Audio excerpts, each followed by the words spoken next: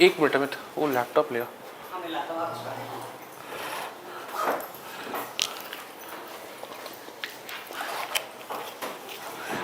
Good afternoon everyone. So today we have 6 topics which you can see. First topic is the impact of new wage code, labor code on the caste based discrimination in India's higher institution. Obviously you know the context that what is going on in Bombay. So what is the notion of this silent violence? Or probably, as many sociologists, anthropologists and political scientists put it, that what will be the impact of this wasted talent? This is the word for those people who cannot get involved in the overall process, and that is leading to some kind of social exclusion.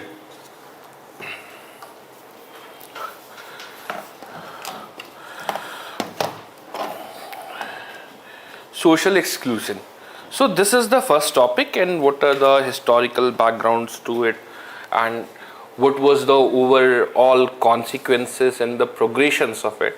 And you will be really surprised to know that some of the founders of the Indian civilization, probably Church and the Vidyasagar, they were against the education of the masses, and they wanted to reserve it for only for the upper caste or the higher caste, higher classes in India. As they said it, Bhadra Lok. And to yeah. So he opened the Sanskrit college to all classes of the society. He opened the Sanskrit college. Okay, but there are historical citations that he refused admission to other backward caste on the basis of their caste only. He opened the education for women particularly. Mainly for women, but that too from the section of the Bhadra Lok. It was only after the efforts of Jyotiba Phule, Pandit Ramabai, Ambedkar, that the education for the masses was opened.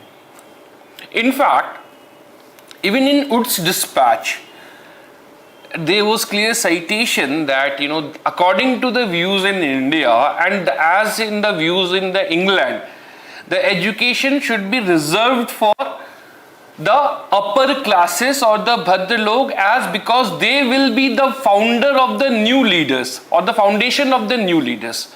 So giving education to everyone can create certain distortion in the overall educational garment or fabric of India. So this was the line of argument. They believe in downward filtration theory. Educate the few and it will filtrate down. See, basically that is a very broad view of downward filtration theory.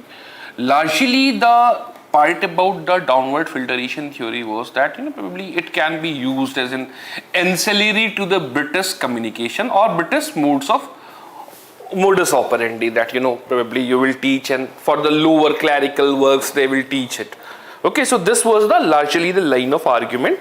But these peoples, in fact, there are so many citations that, oh Pandit, listen to us, that education is not only your prerogative, even say what is even understand that what we have to say, it was cited by Jyotiba Phule somewhere. So, in fact, that reformer from the Maharashtra, M.G. Ranade, his views was also similar to that of Ishwar Chandra Vidyasagar. Okay, so you see, there the notion of education was for the upper classes. So that is the summary of the first topic. We will come to it subsequently. The second topic is new labor code and implication for the women's worker. Now, the condition of the women workers is well known to everyone. Probably that their participation in the labor force is getting curtailed or limited to like 24%. Initially it was 44%, and I have explained in the previous classes the various reasons for that. But that is not the area of the concern. The concern is that right now what we are and how we are trying to improve the position of the women in the society or empowering them in the society is only by the economic means. we are not trying to address the structural inequality which is prevalent in the Indian society.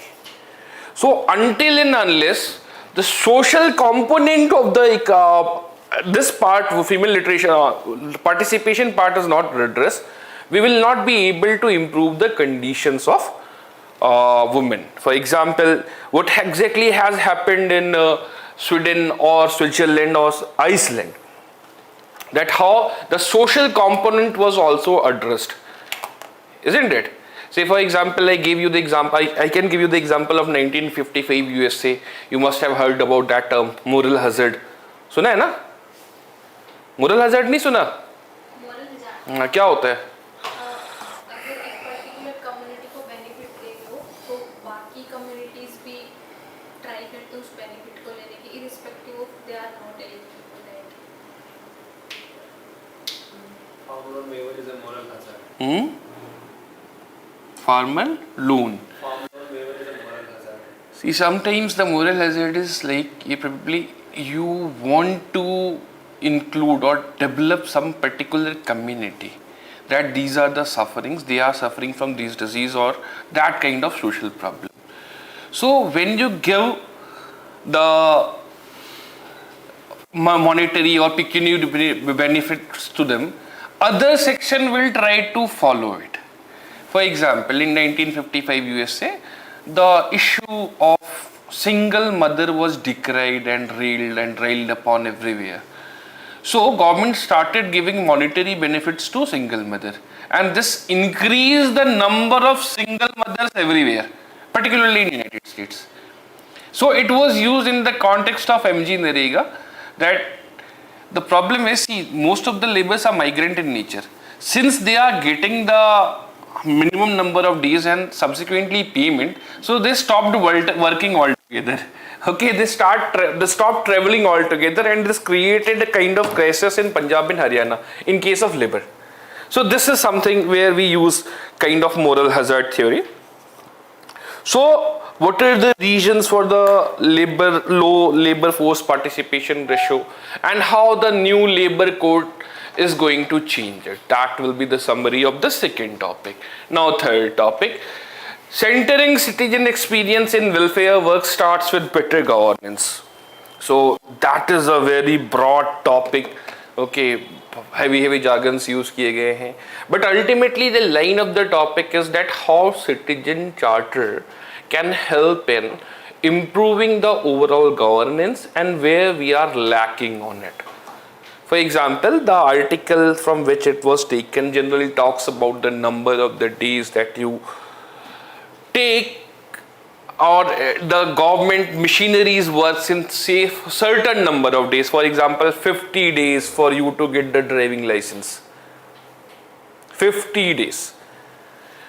Similarly, Aadhaar card, significant number of days, or any of the instrument where the identity is needed and the government functions in such a way, or the government machineries functions in such a way that it creates a kind of time tax.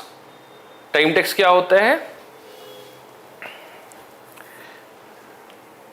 Yeah, it creates a kind of administrative burden. So this is the term which is used to signify such kind of behavior by the administrative machineries. Time tax is, probably just for traveling you are wasting and so much amount of time for getting some kind of government papers, and it generally takes a significant number of days. So the total number of the time lost. Huh? Yes, red tapeism in a way. Okay, but the specific issues that the citizens are facing in procuring any of the government identities, documents or benefit, that is called time tax. Important for the students of the political science or public administration. Time tax and administrative burden. So this article mainly talks about administrative burden and how to reduce it, and it gives some examples of some of the instruments. For example, instrument of Odisha or Mo Sarkar, in which this can be reduced. Now the fourth topic, automation and a risk of widening inequality. So, tell me, what do you think that how due to automation, rural-urban divide will increase? Do you have any answers for that? So digital divide, because automation will only be for where the digital services are proper. Okay. And see, topic 4 and topic 5 are similar in nature, save one of the aspects. The topic 5 is directly talking about the knowledge, and topic 4 is talking about automation. Largely the theme is same. Now, in case of rural-urban divide, most of the skilled laborers are coming to urban cities, and most of the immigrants are skilled laborers. किसी का भी नाम उठा के देख लो, those people who are working in probably Adobe, Google or anywhere, so they are highly skilled and they are going to some other countries, kind of brain drain. So this is also a source for inequality. Second, now you have seen that there was this uproar and crisis, moral crisis over that why we are not able to develop a vaccine for the COVID. And in the span of 1 year, it was developed. We still have to ascertain the efficacy of such vaccinations, but we see that we find a bare minimum solution to the problems of the COVID, isn't it? But there are so many problems that is still prevalent in third world countries. Malaria, hepatitis. There is only vaccine for hepatitis B. But rest of the problems are as severe. There is no vaccinations. So the problem that knowledge has certain bias and it can create situation favorable to that of rich countries applies to the automation also. So these are the aspects that we will be discussing. In the fourth part, it is obvious that you probably must be knowing that what was the GDP of India and China in 1750. Do you know that? India and China used to contribute around 43% of the overall manufacturing in the world. Now after 1750 to 1850 it has reduced to only 4%, and in 1953 it reduced to around 2.3%. So as knowledge and particularly associated technology developed, the overall inequality in the world increased.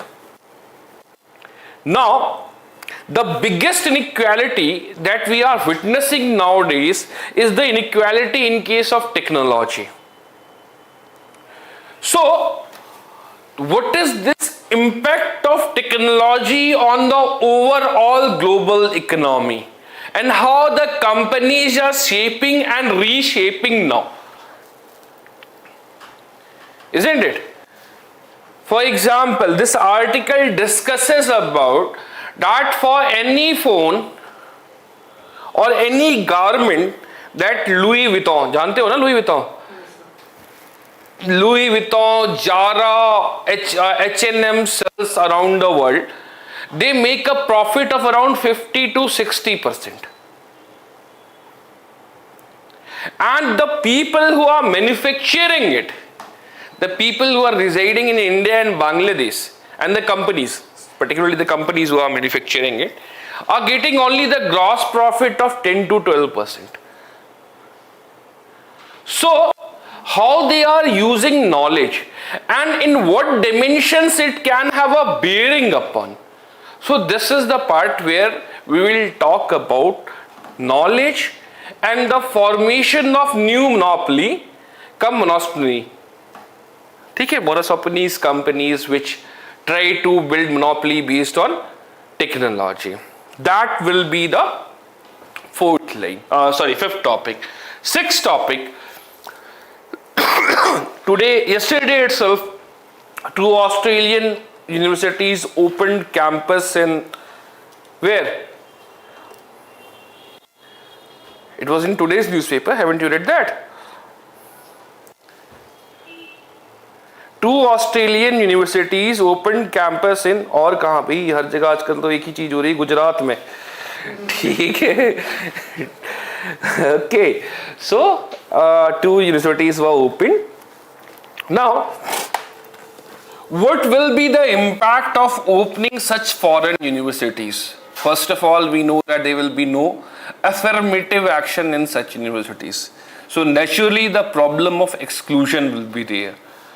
2, even in the United States, few people dream of getting admission in Stanford's or Amherst. Okay, so these colleges are private colleges. So economic exclusion is another part. Now, what is the number of people who are enrolling in higher education? So with all these certain constraints, what are the points of because of which such universities are being opened, and what will be the impact of it? So for example, China allowed the opening of foreign universities in 1990s, and Japan allowed it itself in 1950s only. So you see, most of the universities have the extension campus in China, Japan, Singapore, Hong Kong, Qatar, and such other countries. So are they benefiting from it? What is the overall outcome there? And will it also provide benefits to India?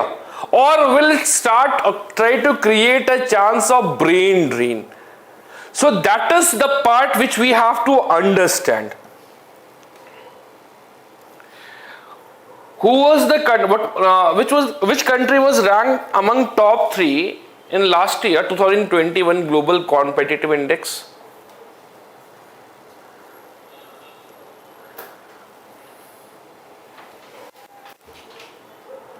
India कहाँ पे था?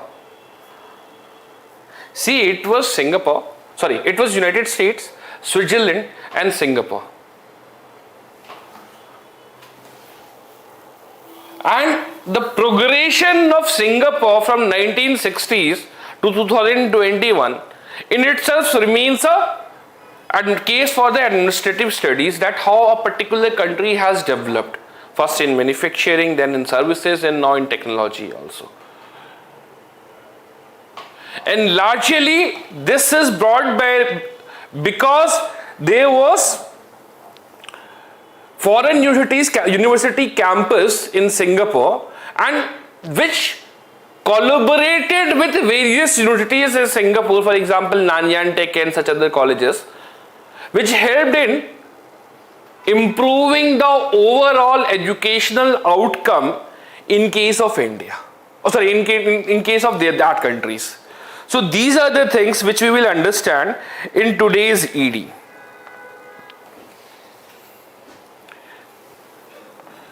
Now, coming back to our first topic, which is caste discrimination in higher education in India. See, the important thing is that you have to play with data. So I will give you some data which is not written in ED. You can write it yourself. For example, the first data is, again I will try to explain the issues. The first data is, in 2017, National Sample Survey Organization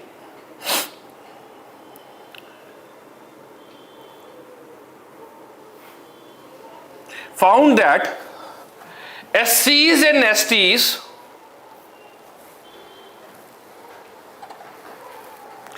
were significantly underrepresented in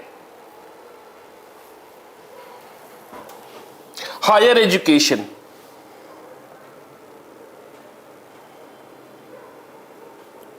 %14 was their representation, only 14% only.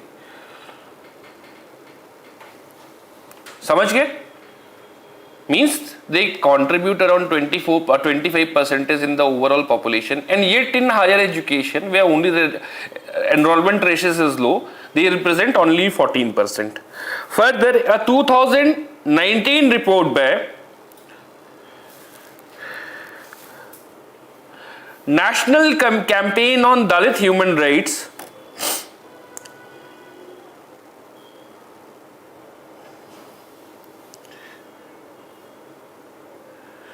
observed that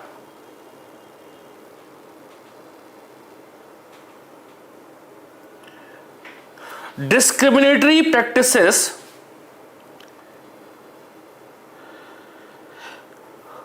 like verbal abuse,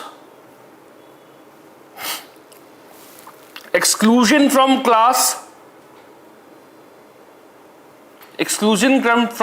and hostile activities, and denial of academic opportunities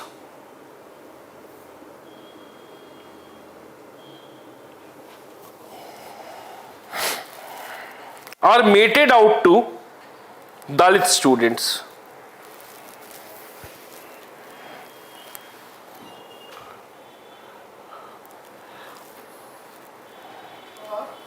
Meted out to Dalit students. Third, a 2019 survey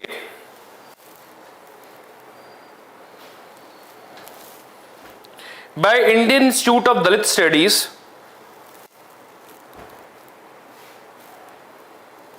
found that 40% of SC and ST students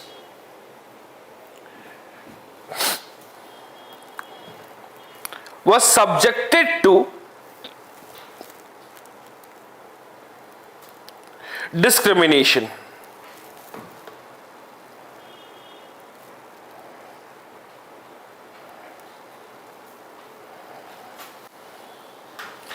A 2020 report by Amnesty International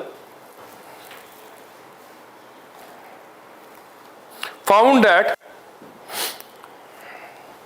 faculty member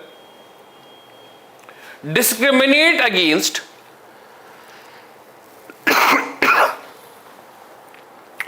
reserved students.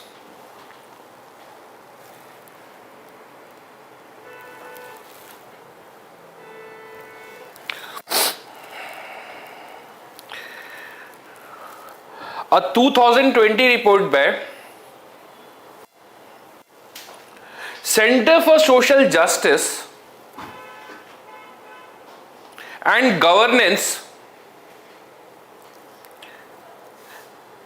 found that this is the institution of TIS, Tata Institute of Social Services, Social Sciences, found that Dalit and Adivasi TIS. Tata Institute of Social Sciences found that students from Dalit and Adivasi community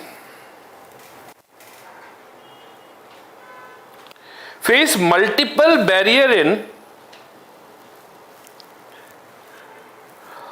assessing higher education, lack of financial resource,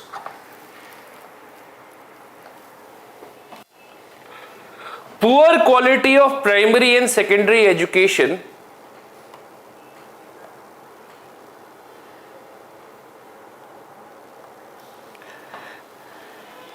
and caste-based discrimination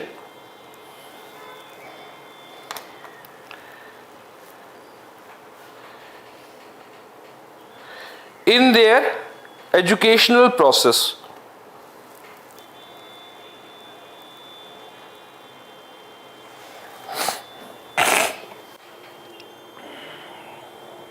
Next point, UGC defines discrimination as any distinction, exclusion,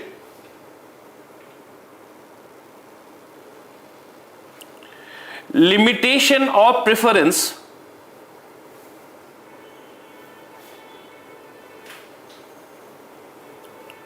which has the purpose of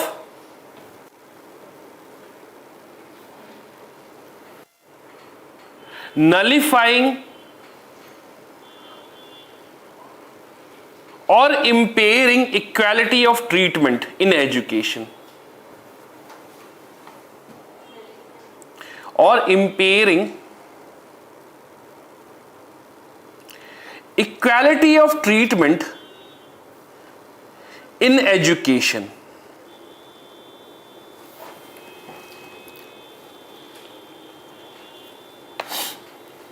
So you see, Acha, how many of you do know about prep course, preparatory course? जानते हैं?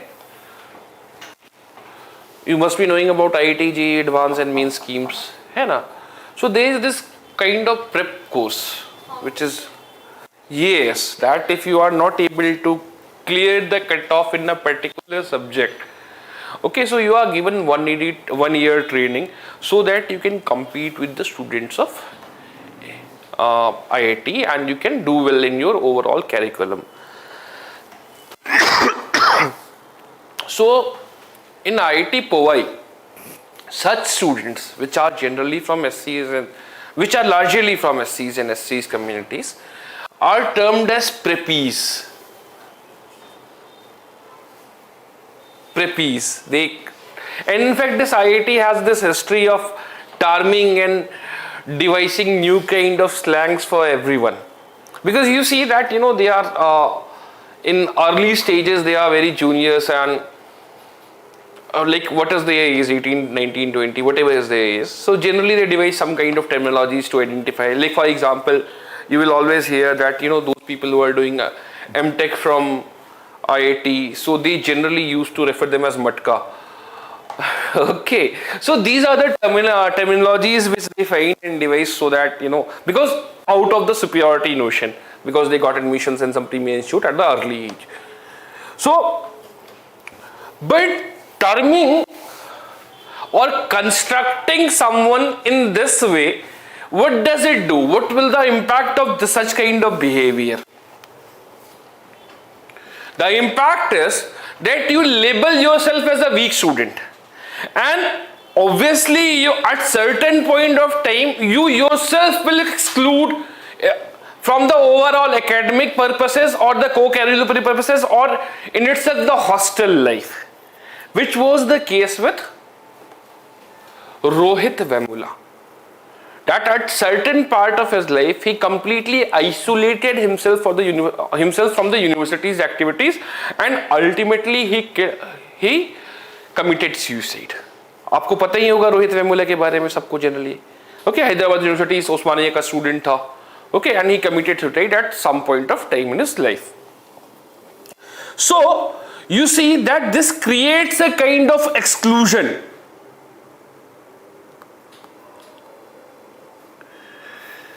Now, what is social exclusion? Social exclusion is a process linked to, social exclusion is a process that is linked to but differentiated from poverty and explains the experiences of group of people.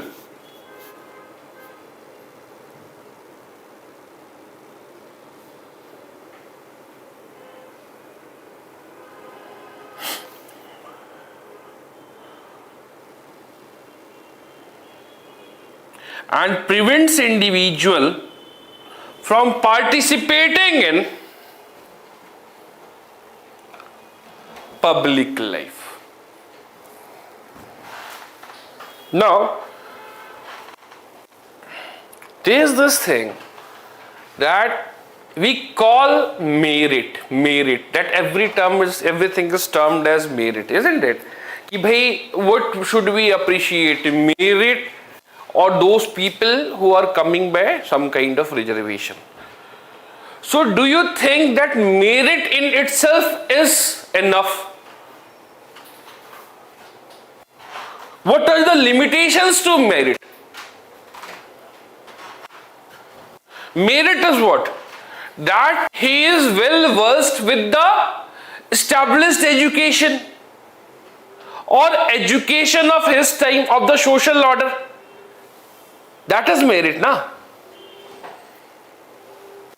So what was the nature of education in India previously?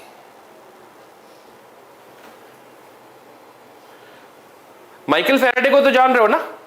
Faraday. He is considered to be as one of the greatest experimental scientists. Einstein was theoretical scientist, and Faraday is considered to be as one of the most great and important experimental scientist. He was a serf. Do you know that? He was a serf, and he used to work as a lab assistant of some scientist who was an aristocrat. So a significant amount of his life he spent on the driveway, on the carriage with the driver or carriageman, because his wife never appreciated the talent of Faraday, and he devised that a dynamo just because he was traveling in the night. So this is the reason that he excluded. The exclusion was there from the rich society or higher class people. So merit is what? That overall you are well versed with the knowledge that is prevailing. So in case of Brahmins or higher caste in India, particularly Brahmin, Jamindars and Baniyas, they are generally considered to be the higher caste across in India. And in case of the Americans, Native Americans, were always considered to be inferior. Okay, Jim Crow. You must have heard about the Jim Crow's law, na? जानते हैं Jim Crow laws? Jim Crow उनको बोला करते थे. आप probably you must have heard that about that term, Ku Klux Klan, KKK. हाँ, so they used to lynch them under Jim Crow laws, because they considered the black people and the Negroids as very inferior people. Okay, so these are Jim Crow's laws and such other is the slang used for them. So in case of India, the generational transfer occurred from one generation to other generation. So what will be the impact of such transfer?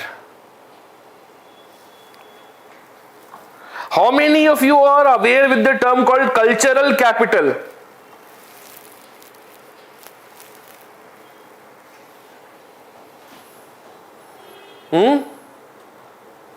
Cultural capital नहीं जानते?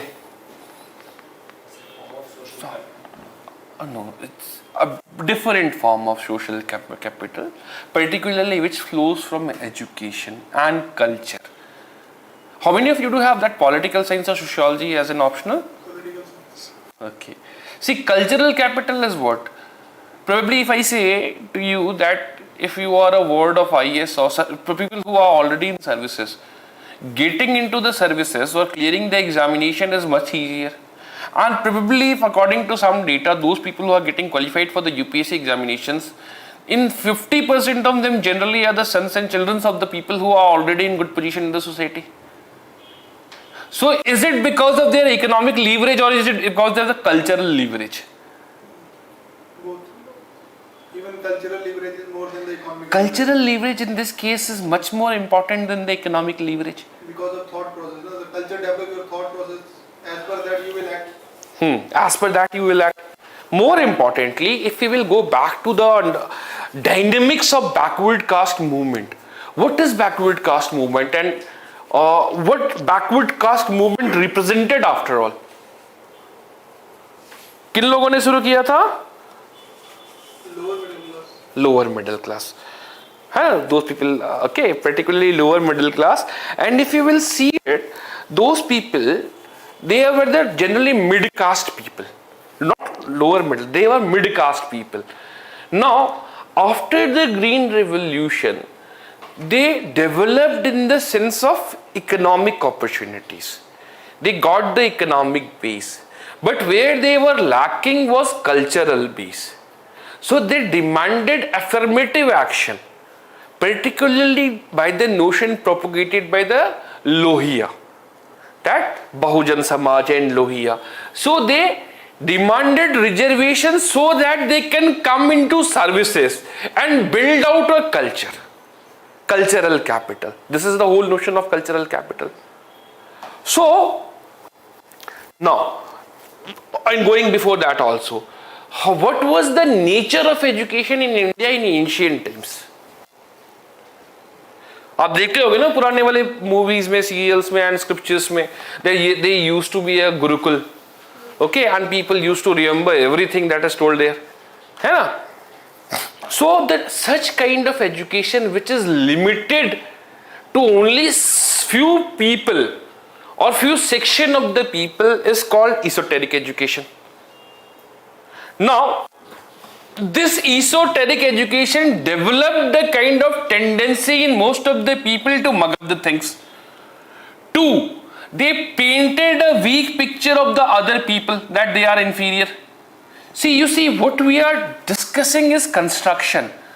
What we are discussing here is the social construction of the reality by different viewpoints. Isn't it? किसी और ने देखा और उसके basis पे you are trying to construct some kind of reality. So that is social construction of reality. Now, when British came to India, the nature of British education was also as same as that was with the Indians. They also used to mug up things, remember things. Now, in this case, those people who were getting the education previously got benefited. And they were well versed and well aware with the overall situations. So they identified the tools of merit. तो इसलिए ये जो बोल रहे हैं कि भाई this is against merit, तो ultimately merit is the social construction. Isn't it? That merit in itself remains a social construction, na? Now you are saying that those people who are coming through competition and those people who are not coming through competition. So you create a certain kind of invisible barrier. And you will be surprised to know that the dropout rates among the premier institute in India, particularly related with the SCs and STs, are highest. Tharod Commission highlighted this fact in case of AIMS, where the dropout rate is very high. Sir, which commission? Tharod, THORAT.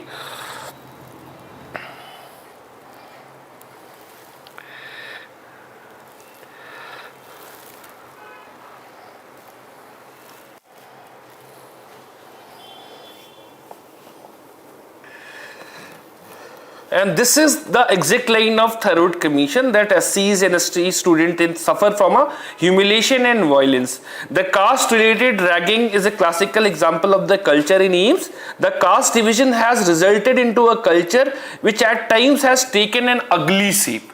This was the observation by the Tharod Commission. No need to write it. It is just for the purpose of it. Even in not fit for technical education, this is a certification which is given in IIT. जानते हो engineering के लिए, किसी भी engineering के लिए दिया जाता है कि you are not fit for technical education, and the highest number of NFT certificates are among the SCs and STs population. So there is certain kind of discriminations against the subaltern section in case of India. Prejudices. There are certain prejudices in case of India. So this is creating. Now the topic of the discussion was, go with the merit or do we go with the social justice? This is the line of argument. And probably you will, every time you will encounter situation in every means where this kind of narrative will be there, probably in essay or any of the paper 1 or paper 3, paper 1 or 3 or paper 1, 2 or 3 paper. Even in the essays, this is kind of narrative which we have to face. So you see now what is merit, that how it is a social construction, how it transfers from generation to generation through the tool of cultural capital. Always mention cultural capital, where you see that the certain generation is getting advantage over other generation. Now there are data.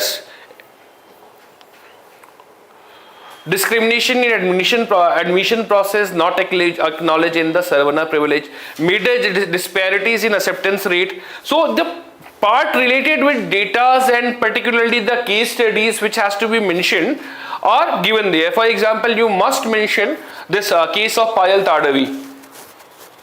Remember na, who was Payal Tadavi?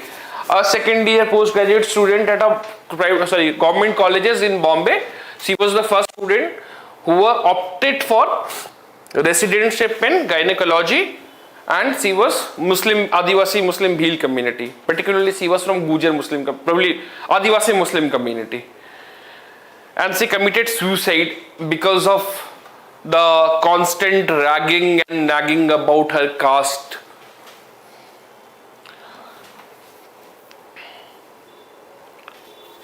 The Thyroid Committee in 2007 further reported that around 72% of the SCs and STs studies mentioned some forms of discrimination we experience in the classroom. So this is largely about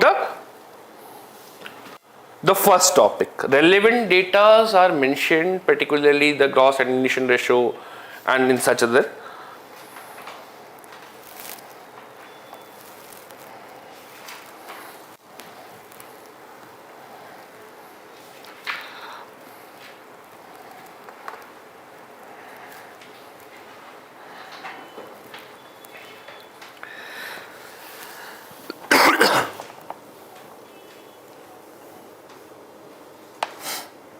If you want to write about cultural capital, this is the lines you can use. Cultural capital refers to those non-material resources which may be passed on from generation to generation, resources which may be passed on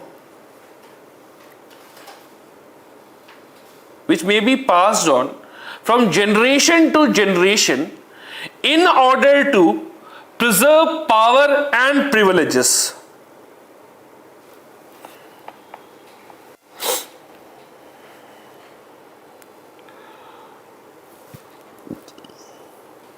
And next line, next point, knowledge is a social construction of reality. Belief system and ideas are product of existing social order.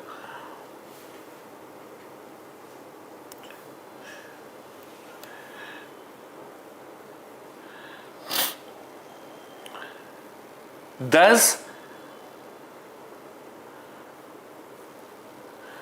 knowledge and reality exist in dialectical and reciprocal relations of mutual construction.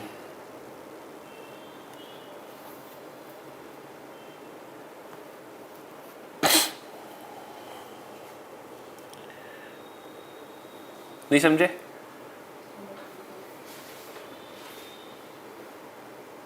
Sir? Yes.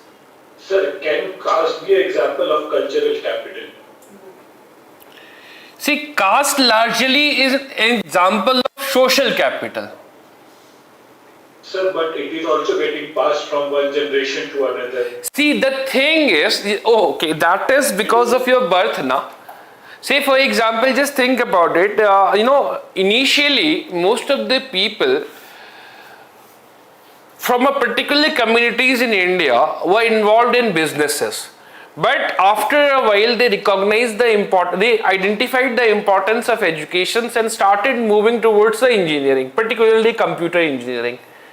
According to one of the data from 1990s onwards, that particular community, the most of the computer science seats were filled by that particular community, 30% around. And after they transferred into the businesses. We are talking about Agrawal.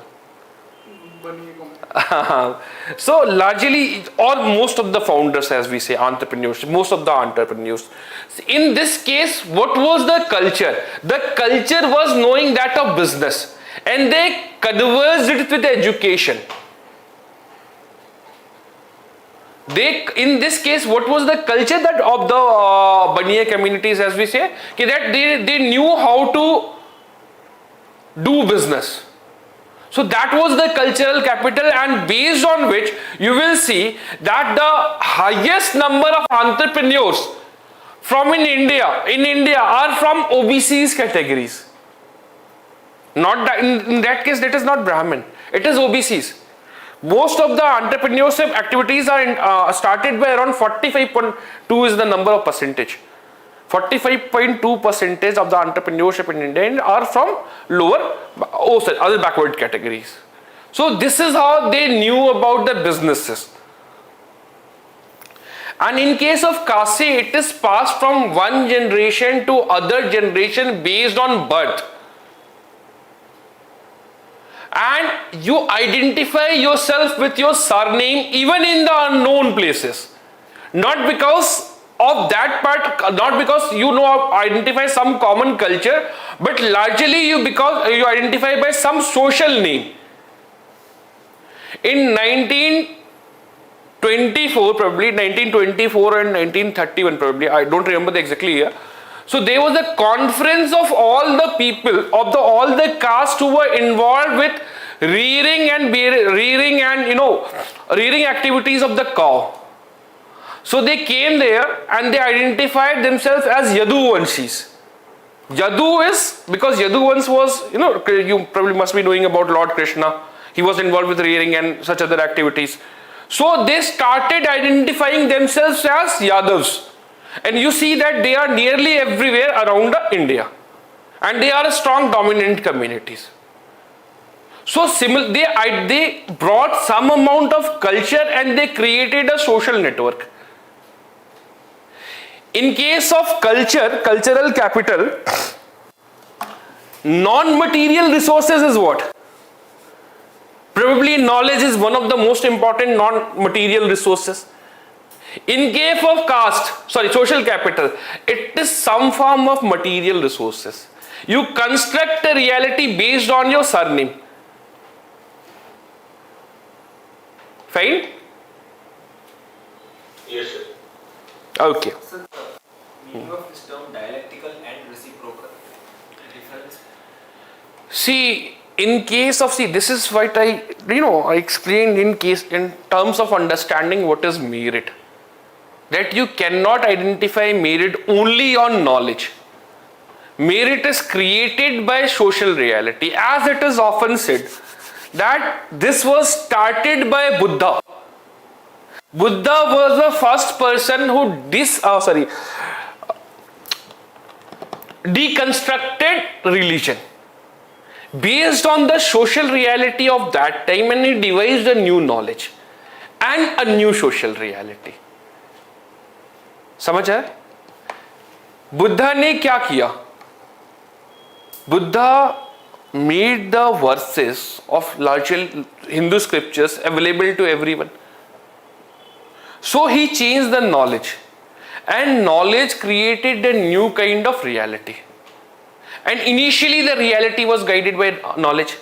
So both knowledge and reality interact with each other. Sometimes they try to change what was existing, or sometimes they create a new reality or try to preserve the new reality.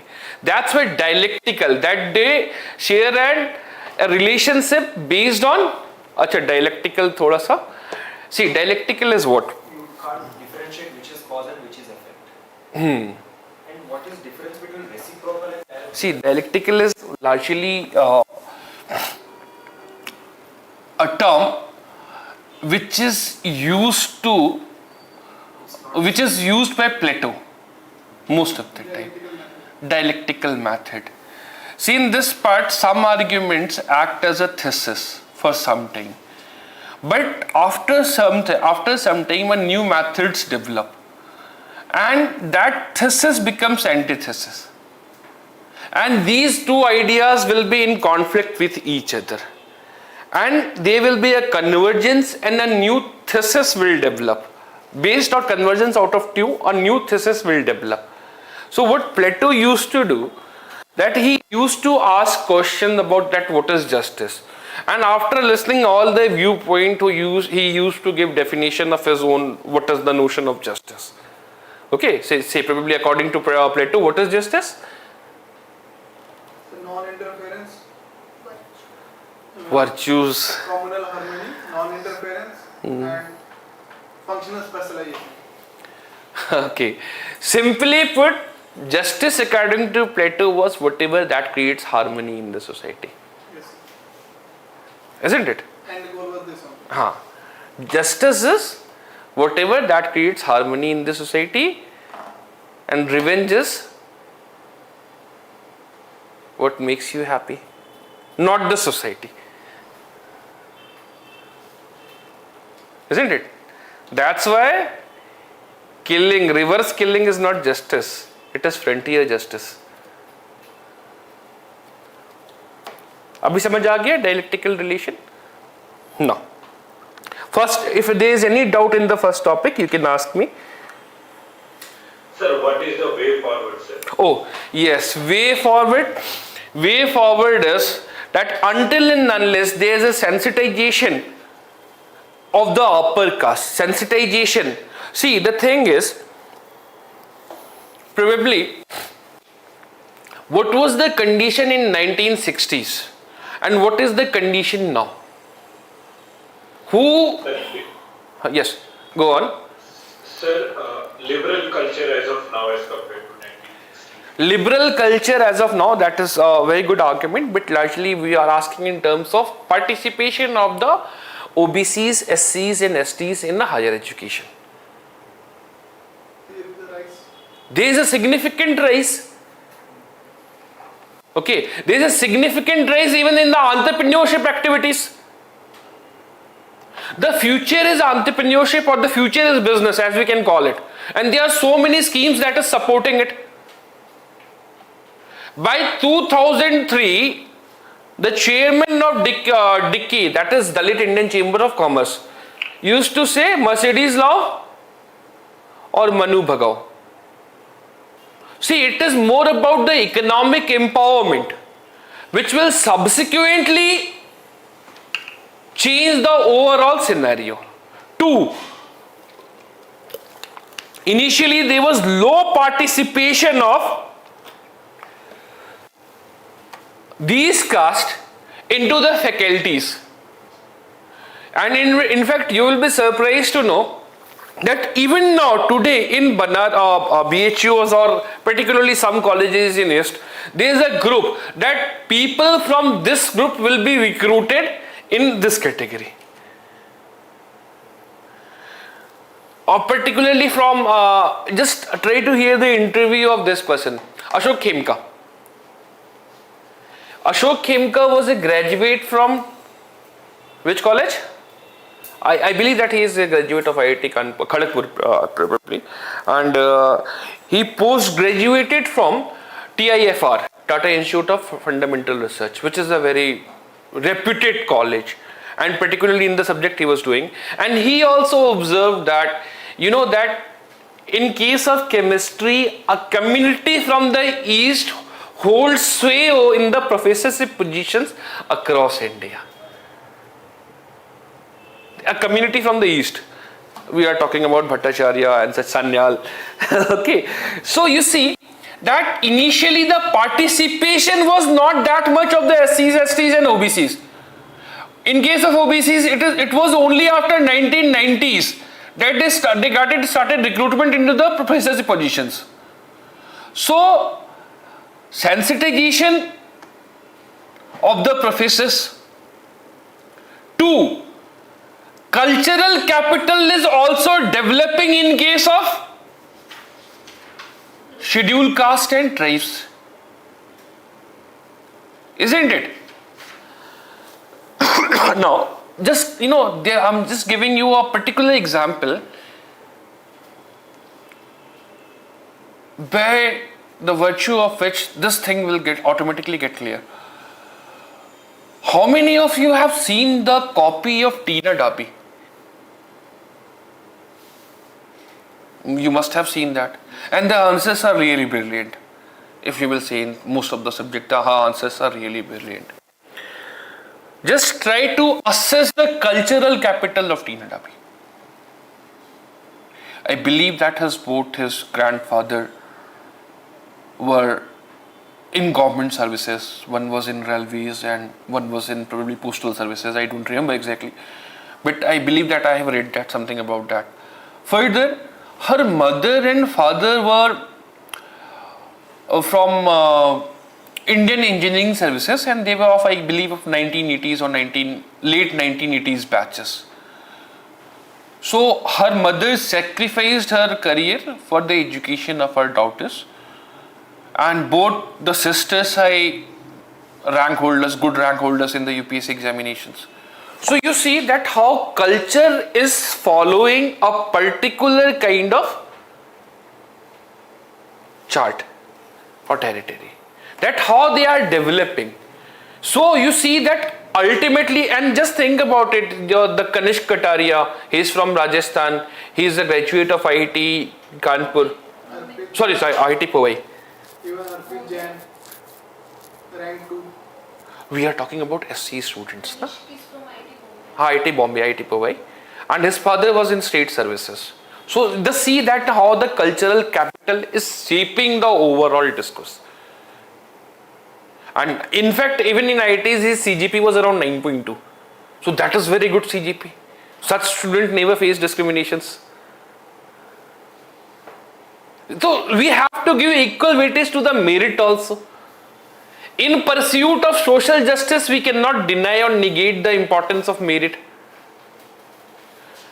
In case of this part, they are already instruments, but where they are lacking is the implementational activities or the implementation of such issues. Need for legislation, ensure quality education, proper penalization, proper policy and implementation. But as I was suggesting data of the Tata Institute of Social Sciences, there we have also found that primary and secondary education is also responsible for the lackluster performance of, in some cases, of the SCs and SCs. So you see that the way forward is improving education at all the aspects. See, it is largely the primary education which is, very bad in India, apart from, say, some private schools. So largely the overall functioning of the education is not that good. So that is creating certain kind of problem.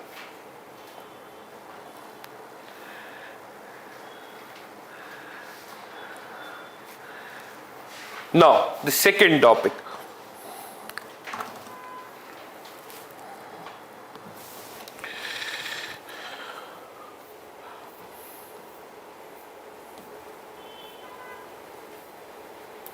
New labor code and implication for women's worker. 2019 and 2020 4 codes are passed. A statutory right for first code is code on wages, second is industrial relation code, third is code on social security, fourth is occupational safety, health and working condition code. Now, largely this article discusses about the low women force participation ratios.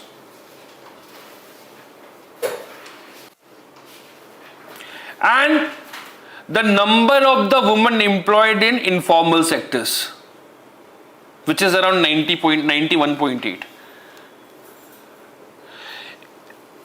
around 2003-2004, the number of participation of women in the overall labor activities or labor force participation ratios was 44.8%. 44.8. Now this has reduced to around 2017-18, 25%. And what are the regions? Mechanization. Yes. Another region? Automation, use of technology. Automation, use of technology. You see that you will be surprised to know that from 1950s to 2003-4, the participation of the women was very high in case of agricultural activities.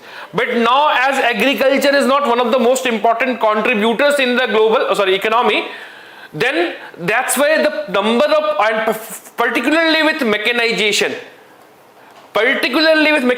the number is decreasing to a significant extent. Two, that after 1990s,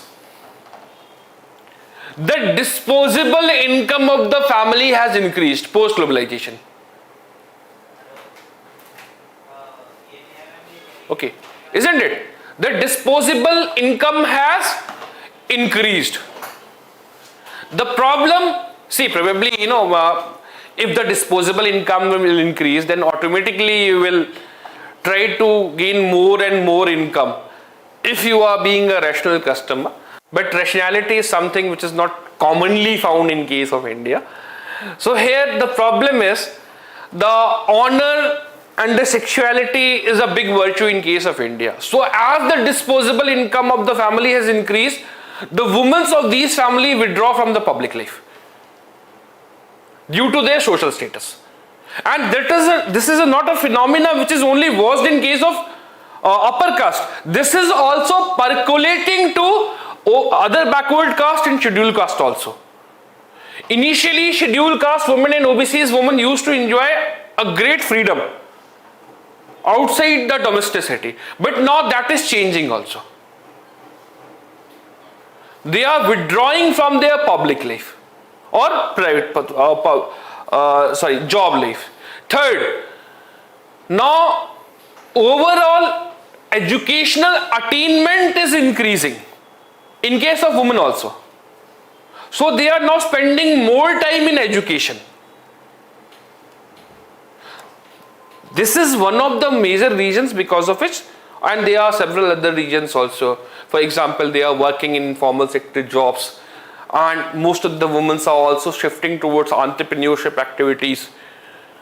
So these are the reasons because of which labor force participation ratio is decreasing.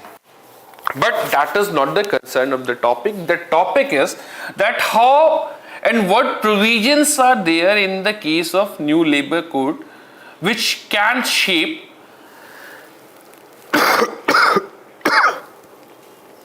the overall improvement in labor force participation ratio. So one of the most important provision is there, enactment of crèche facilities. If any company which has more than 25 number of employees, and if they are women, then they have to open the crèches. Sorry, 50 in case of India.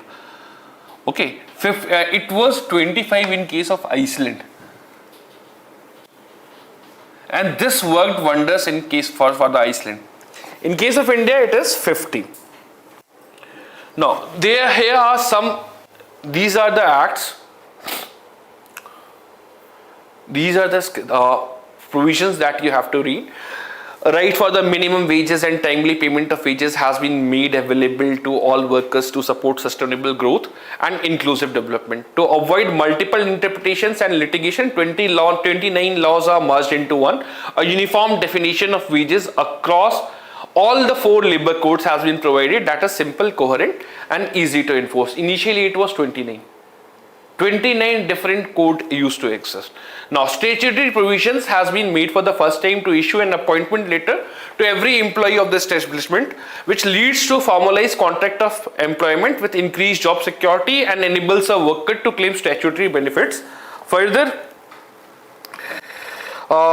these are the provisions which you have to read. Code on Social Security. You can read it in 1 or 2 minutes hardly.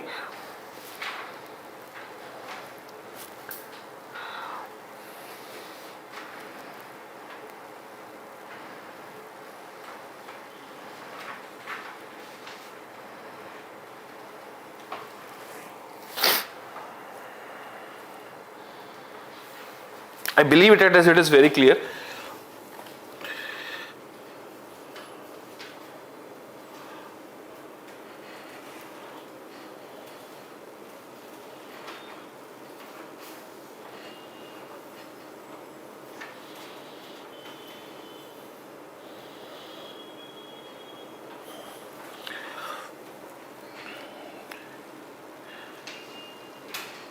Clear है?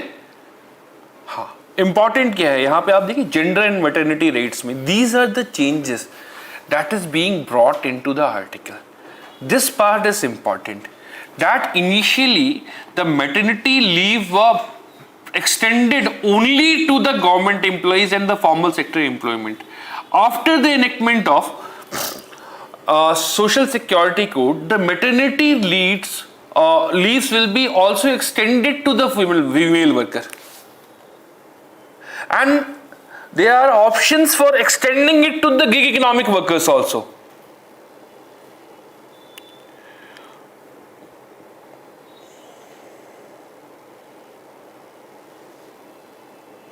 And they will be wages and leaves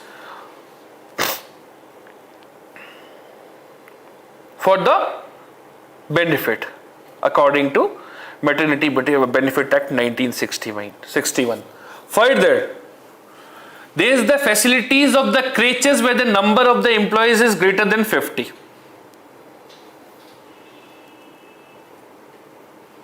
I don't think so this information is given. But the problem is the information wala part you can get it from here. The issues is, the most important issue in this case is that you see what we are relying upon the economic empowerment. We are not seeing the aspect of social empowerment. The issue is, say, in case of 91.8% of the females or women are working in informal sector, and informal sector is largely guided by the Minimum Wage Act. And how minimum wage is defined? It varies from state to state. There is no uniform criteria on identifying the minimum wages, and it includes only 2 adults and 2 children. The expenses for them, 2 adults and 2 children. But such is not the reality. So the minimum wage is overall not addressing the core issues of the Labor Code Act is not issuing all the issues of the women that they are facing. Further, domestic workers are not under the government or under the purview of this act.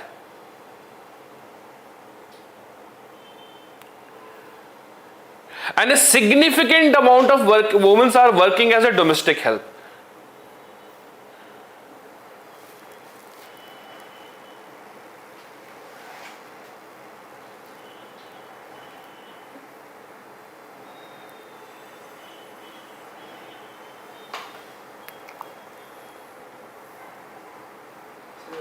They come under informal sectors, domestic workers.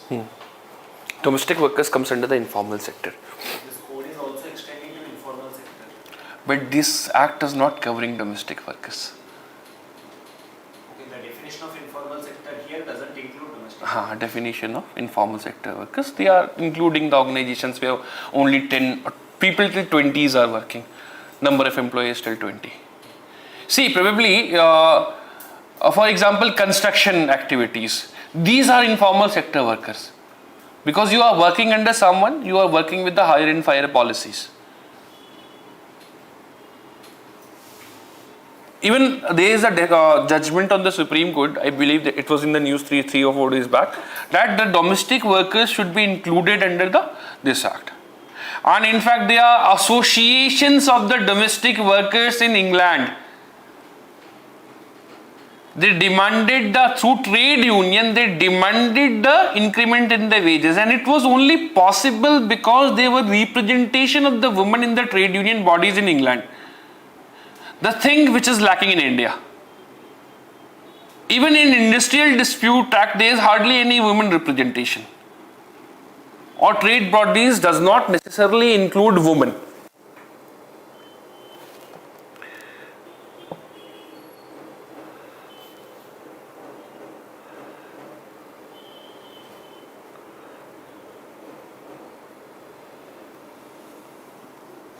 Yes, it is 10, not more than 10. 10 people, where 10 people are working, they will be. Less than 10 people are working.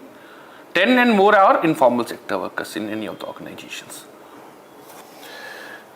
Further, the new code also requires the employers to make sufficient arrangement for the, this is on the last page, latrine and urinary accommodation activities for male and female and transgender activities. So these, largely this is the part. Now, what is important here is you have to understand about the international experiences, and particularly three experiences of 3 countries are important in this case. One is Iceland, where for any organization which employed more than 25 people, strict provisions were made for equal remunerations.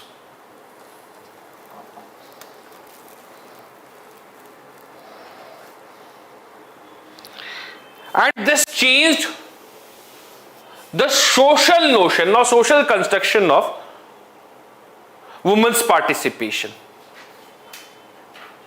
Equal remunerations, along with crutches facilities.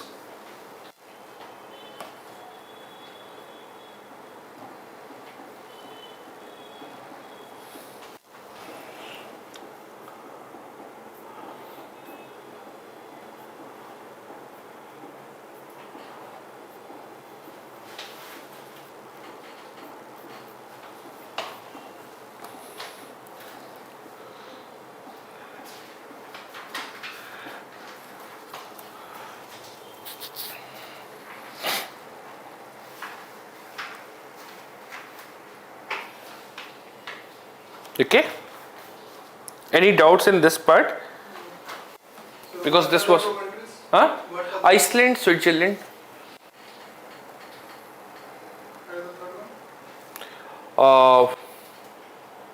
Iceland, Switzerland, and this was this is one of the more Scandinavian countries. Sweden. Yes, sorry, Sweden. These 3 countries changed the economic rate from the social. Emphasis more on the social rate, and that's how.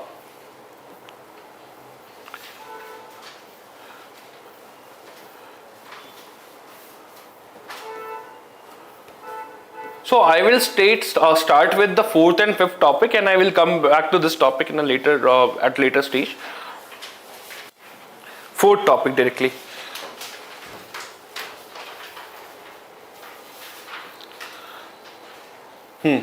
Automation and risk of widening inequality.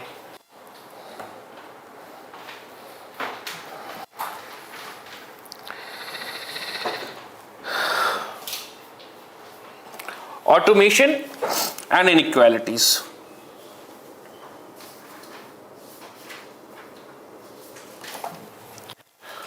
Here are some data which you can write.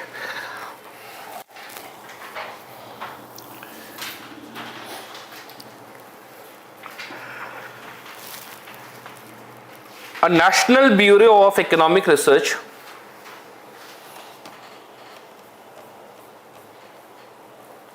has found that wage inequality has increased since 1980s.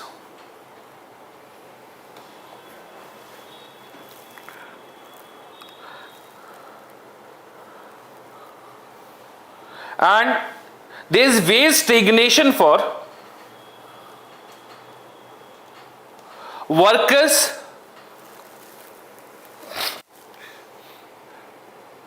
which have experienced greater automation.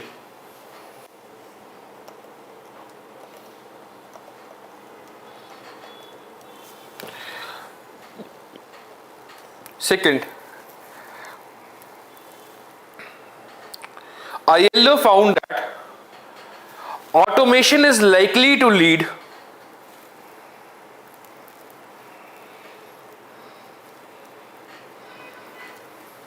job displacement in low skilled manufacturing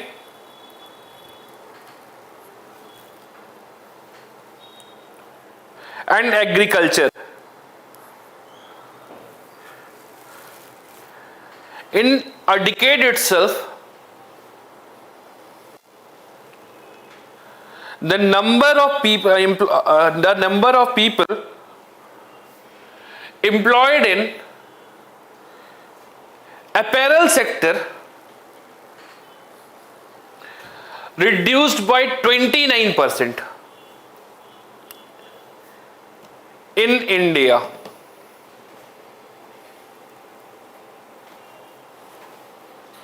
Third,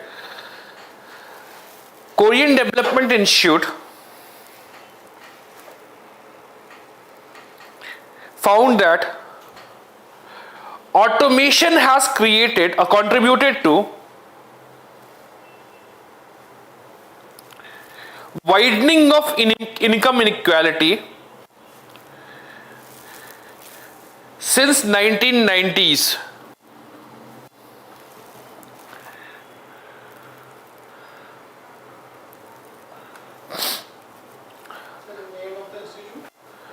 Korean Development Institute.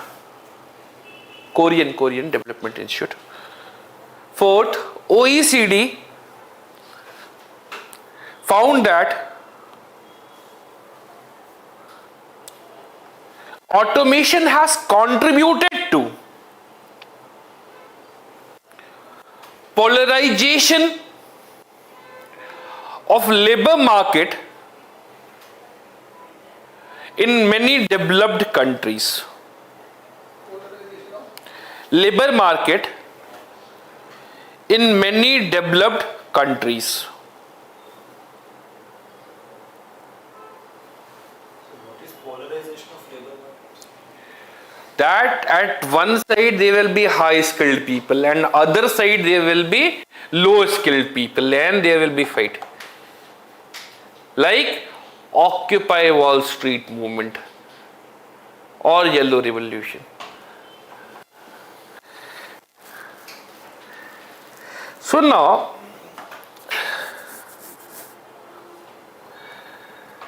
the automation is creating such kind of inequality in the society. So what is automation after all? Refers to the kind of technology and machines to perform the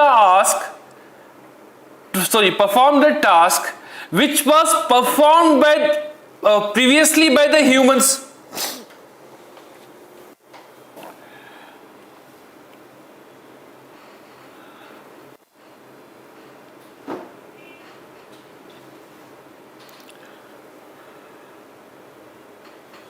See, it is not the first time that something like this is happening.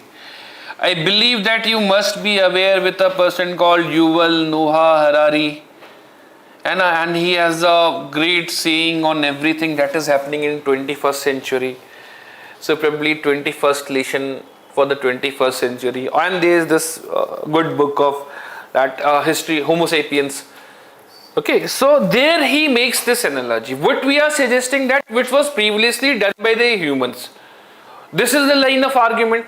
So why we are being afraid of automation right now? Because this has been ongoing for quite some time. Isn't that? Like, Fast pace. huh? So, but the speed is very fast. Yes, the speed is very fast, but more importantly, the issue is that see, during the first industrial revolution, what exactly happened?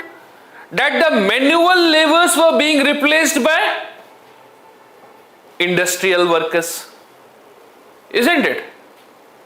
Those people who were working in the enclosure or in the agricultural field now shifted to the cities and started working there as industrial labor, though conditions were very bad at that time, starvation, very few workers, wages were there, but subsequently and eventually they grew up in the ladder.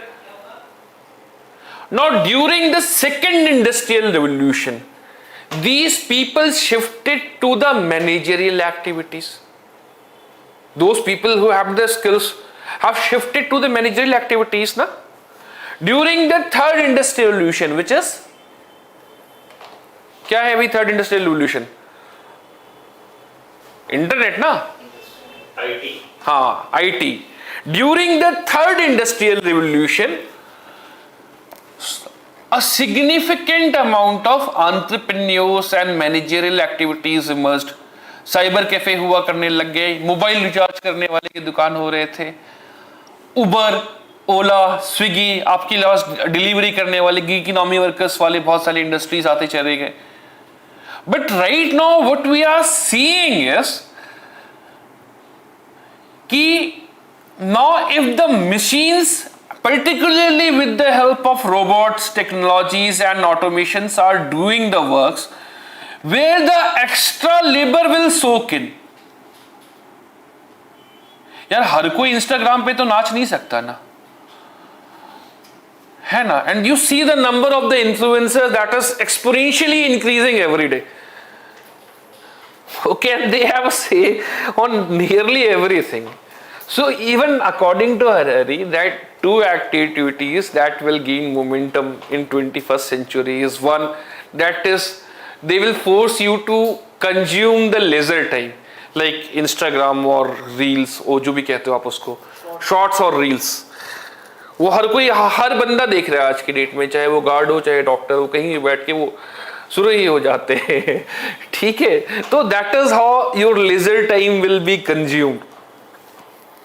But leisure time will increase and the number of the unemployed person will also increase.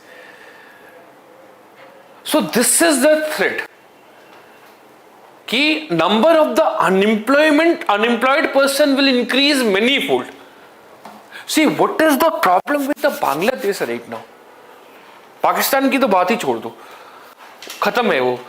ठीक है, but what is the problem with the Bangladesh? Textile and the automation in textile industry. Stagnation over there. See, they have shifted nearly 40% of the textile industries had went for the capital rather than labor.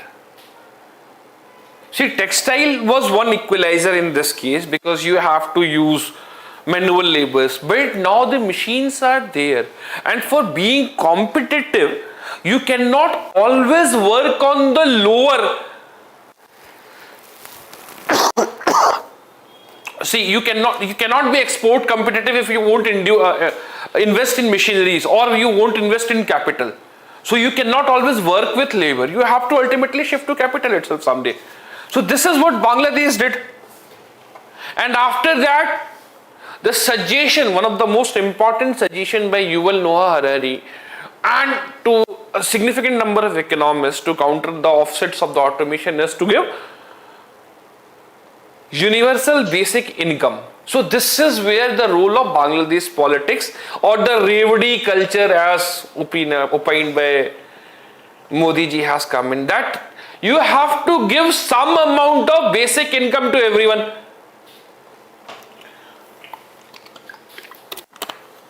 And this created a kind of economic crisis in Bangladesh. Now, so we understood about the automation and why automation at a sudden is at risk, because there is no ability for the industries to soak in the number of extra labors. But how automation will induce inequalities. First, we have already discussed it, job displacement.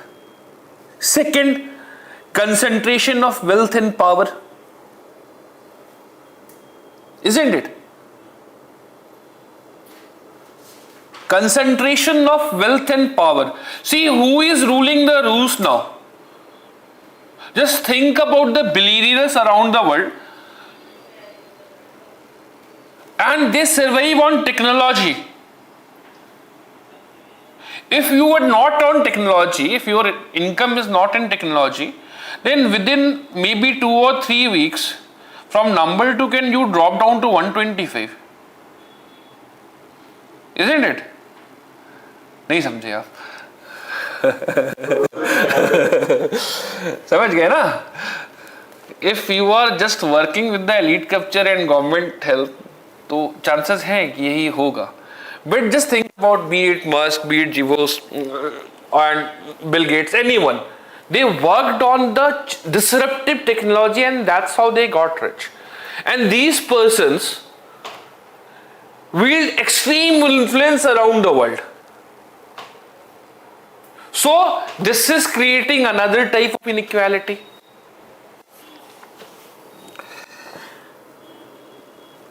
Third, access to education.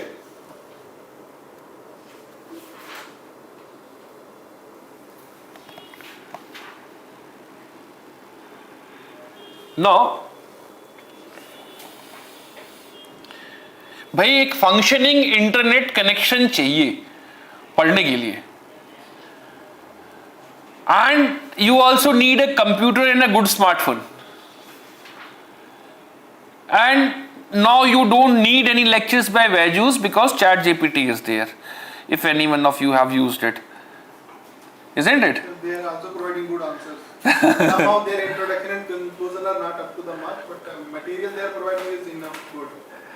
हाँ. No, but they can't compete Huh? They can't compete that human innovations, no? Especially in competitive exams. We can Just think about any examinations, be it the medical license examinations, MLE, that is called of United States, or the graduate examinations. ChatGPT is nearly scoring grade C or sometimes grade B even in these examinations.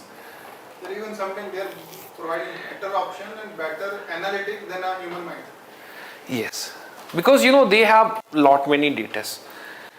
So just think about it, yeah, that what is the educational level of Delhi, and just compare it from some far east, northeast. You will see there is a significant difference in case of educational outcome. So in case with the automation, like you know, see this kind of school and their learning outcome and the cognitive ability is better than the rest of the people combined. Not rest of a significant number of the people, I would say, that there is the school of Montessori. I believe that you must have heard about it, Montessori schools. They work on development of the cognitive abilities. भाई हमें तो बचपन में मार के पढ़ा दिया जाता था, नहीं पढ़ोगे तो यहाँ पे पढ़ने के लिए कभी बोला ही नहीं जाता है. You know how Montessori school functions? No, but not about that, But you know they will leave you just, and if you want to study then you can study, otherwise you know it's fine. Whatever you want to do, that's fine. Probably you will automatically come and read. So even there is an automation in the schools. Those people who can afford Vaiju tab, okay, so they may be knowing or not knowing it, or such tabs which are coming, but you know they have the significant advantage over the other student. so that is also cultural capital. No? Have you heard about the Ramanujam diaries? Anyone of you? Ramanujam diaries? No? Diaries of Ramanujam. So in those diaries, in 200 mathematical problems are solved, which Ramanujam perceived that it hasn't been solved till yet now. But most of the problems, apart from say 10-15 problems are there, which was not solved. Rest 185 problems were solved by some mathematicians in different country. Only Ramanujam never knew about it. So he kept working on that. So this is where if you are not able to understand what is going on the other parts, then you will certainly at the left behind. You will be certainly left behind. So this is the case with the geography as a destiny kind of thing. That those people who are not using automation and technology are being left out. Gender inequality. This is how automation will improve can create the problems in the gender inequality. And there is this report by World Economic Forum. The gender gap in labor force participation has widened due to COVID-19 pandemic and the loss of job subsequent to automation, even in hospital and retail.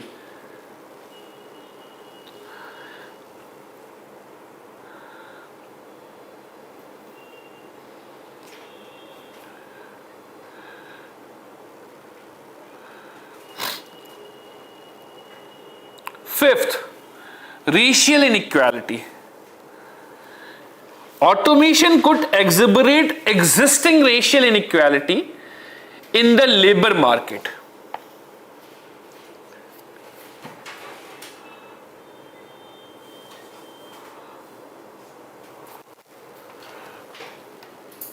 कैसे?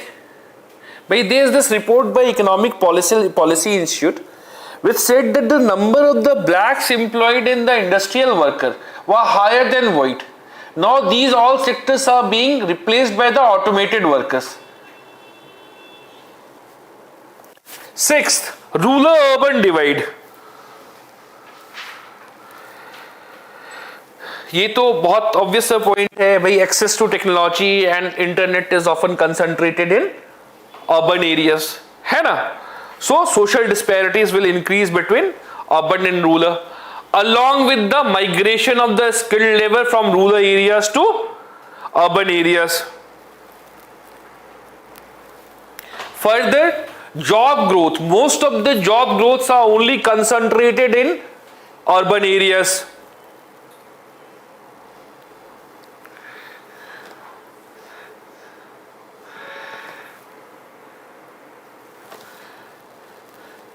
Seventh, income inequality. High and low workers.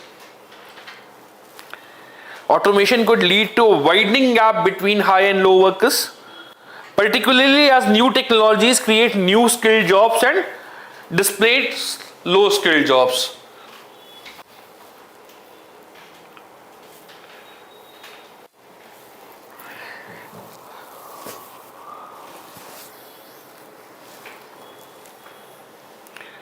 Again, the same example from the previous case, that National Bureau of Economic Research has found that stagnation is there in case of greater automations.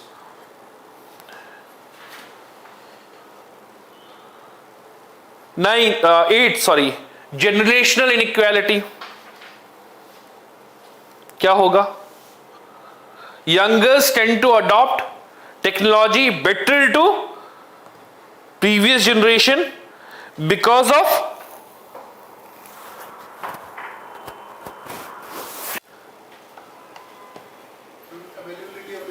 availability of the resources. More importantly, there is this provision of cultural gap. है ना? So how to maintain that? Cultural gap. So there is no way to maintain it. Probably, you have to skill people. This is the only thing possible. A significant number of the people who are keeping the iPhone don't use the functions of it till now. Probably those people who are in late 40s or 50s. So even we people are not that much aware. Even we people are not that much aware with the changing technologies and the new jargons that is developing. Sir, if we will provide everyone skill, then everyone will there will be a new cultural capital, and everyone will be like similar. Then how we will differentiate among them? Based on the merit again. Okay. See, the thing is, certain merit, that is why it is often said that merit is necessary in order to survive. Generational equality, na? Old workers are likely to be displaced. Report by National Council of Economic Research. That old workers are more likely to be displaced by automation rather than young workers. I was drafting a contract. Just believe me, for some reason I have to draft a contract. And I just wrote on ChatGPT that fine, draft a contract for this and this. And the provisions and the lines they use were exactly the same as some lawyers would draw it. There was some minor modification based upon, because generally trades to copy what is available in the United States. So I have to change according to that. But largely, nearly all the contracts were same as any lawyer would draw. And who are the people who are involved in drafting and such other activities? Just think about it. So automation will naturally, replace a significant number of the jobs. And I'm just trying to open up certain dimensions which are already there in the article, but I'm just doing it in different way with examples. Okay. Now the ninth point is disability. Disability inequality. Automation could disproportionately impact workers with disabilities, and particularly who require specific accommodation to perform their jobs. A study by University of California, Berkeley found that workers with disabilities are more likely to work in jobs that are at risk of automation.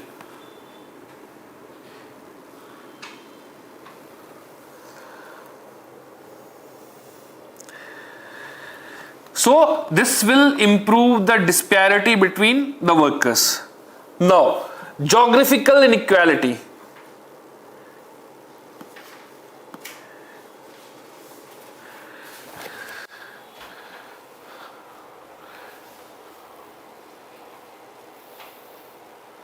See, most of the points are there: global inequality, rural-urban divide, educational equality.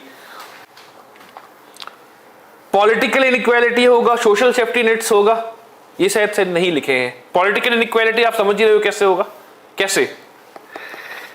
Elite capture. हाँ, elite capture, and more importantly that who is guiding or shaping the policies. In case of United States, it is generally Elon Musk and such other people who are shaping and those people who are controlling the data. So democracy is not about the choices anymore. So there was, I believe that there was this uproar, I'm just forgetting the name again, that it was previously, 3 days back in newspaper, in Times of India, that who is those person who is changing the elections and the results of the election, not by directly intervening into it, but creating and shaping the opinion. And he was one person who was working with Cambridge Analytica. He is some Israeli. I'm just forgetting his name, but it is a part of investigative journalism consortium, and it is an important news because they also have the records in India and they work for certain business entities. And they shaped the opinion about it. So that is why it is being said that even due to automation, and this democracy is also in danger, because largely these people operated from the automated account on Twitter and various social media platforms.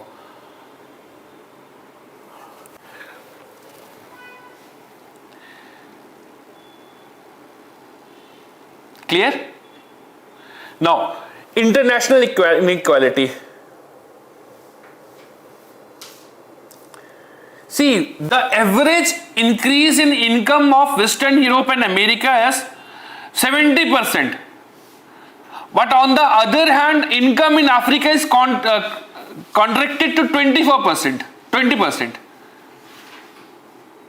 Similarly, developing countries are developing, but this is not in proportionate to the development that is being witnessed by the developing countries. The same thing you will find in the second article.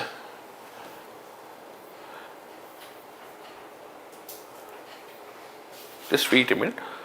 Now, how many of you know about the remote and satellite?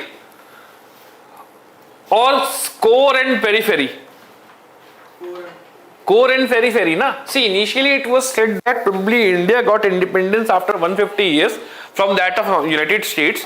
So, India will take its time to develop at a slow pace. Okay? So this was a part of some political theories known as modernization theory. है ना? Now, some other people came and said that US and Europe is developing just because they are using the resources from Asia and Africa. So they will always be behind the developmental curve of United States and Europe. They will always be at certain distance. So this is the part which is discussed in this article, that the journey of knowledge in creating monopoly and inequality. You see, the first was about inequality and how a specific part about knowledge is creating inequality in the society, and these are the methods: educational, digital, language barrier, research and developmental, patent laws, brain drain, knowledge reproduction bias, access to healthcare knowledge, cultural barrier, access to financial knowledge, access to legal knowledge.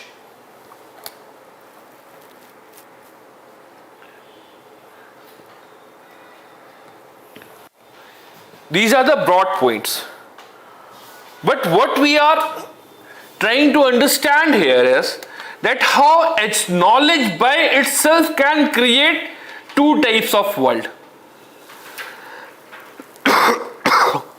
Now, again we go back on who used to control trade before 1750s. Naturally, India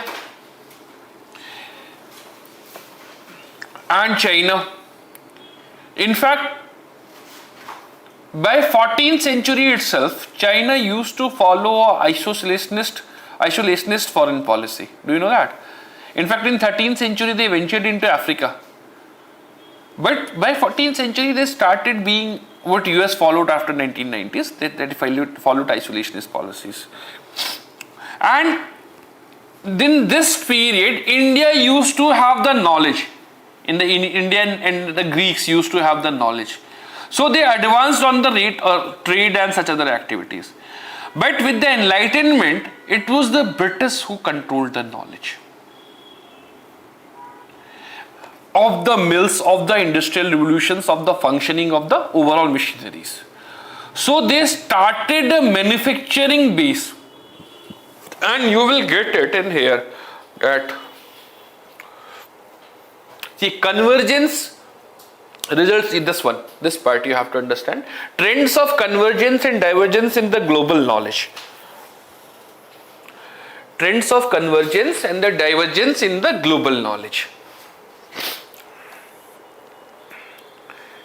So from 1750s till the First World War, the trade was guided by the control of the knowledge by the Western Europe.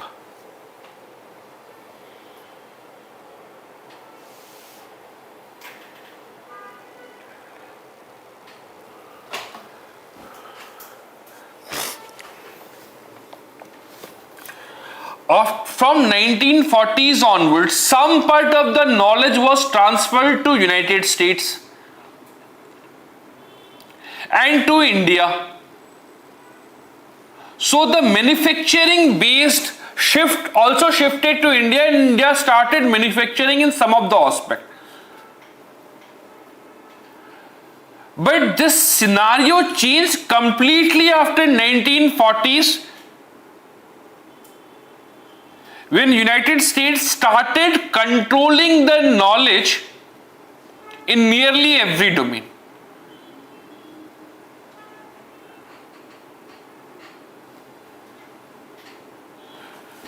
By 1970s, this knowledge was transferred to East Asian countries. Some of these knowledge are transferred to East Asian countries, and they started benefiting out of it.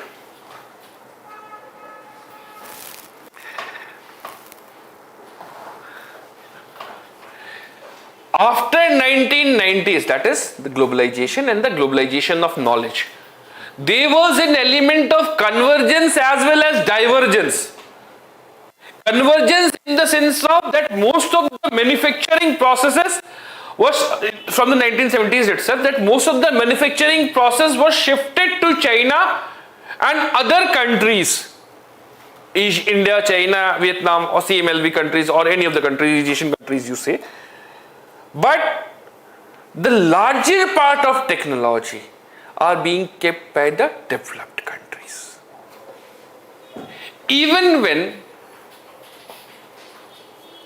the number of the patents filed by the United States, China and Japan is nearly 77% of the total number of patents filed. And with this they are controlling the knowledge, which is resulting into inequality across the dimensions of कौन से थे? Access to environmental knowledge, gender bias,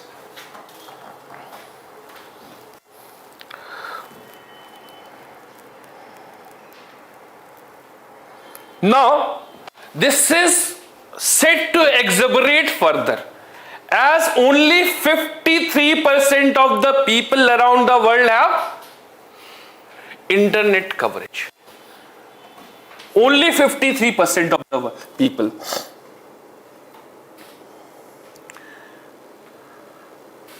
In 2020, these are the data which you can write. In 2020, 70% of the patent filed were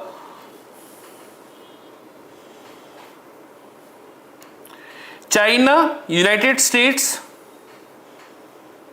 and Japan.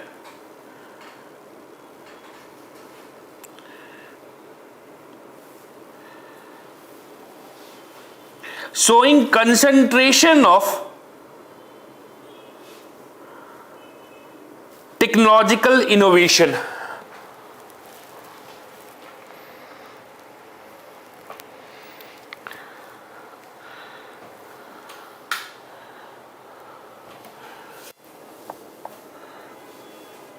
Investment in research and development. In 2019, United States spent $580 billion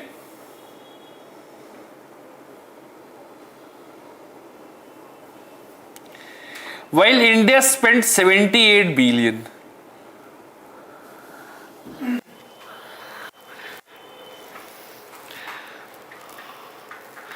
Fourth, Center for Data Innovation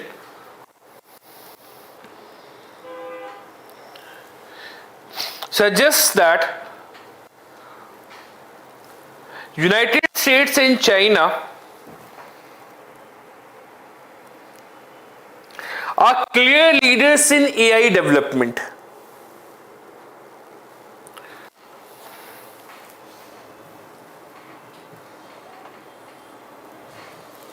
Fifth, data privacy and security.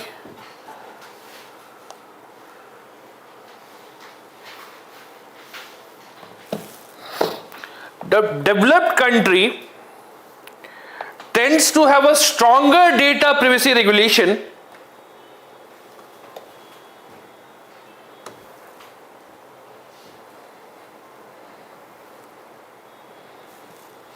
Then developing country.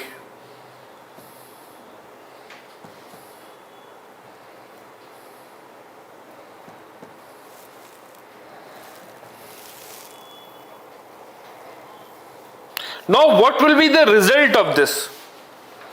According to World Economic Forum, the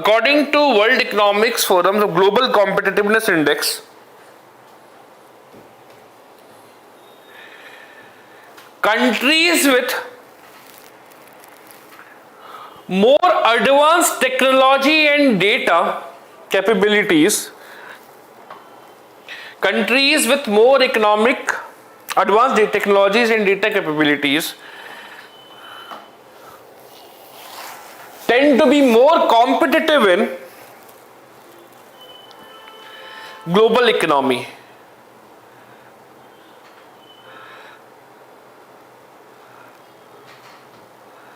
In 2021,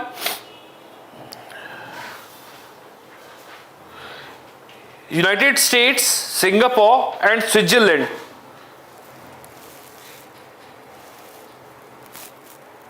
were ranked as top 3 most competitive economies.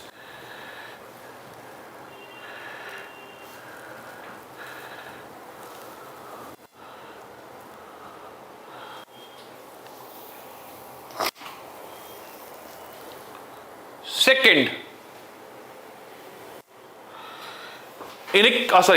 consequences. Economic inequality.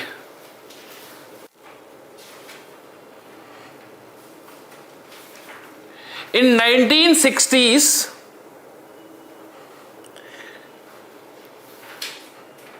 the world's richest country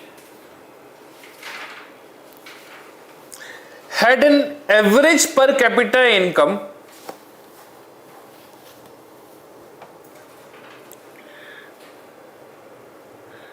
that was around 20 times higher than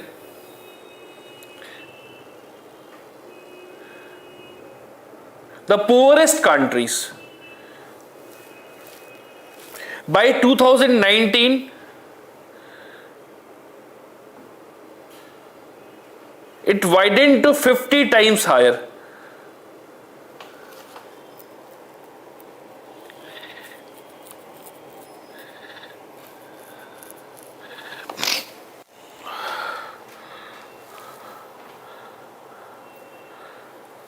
Next point, dominance of technology leaders.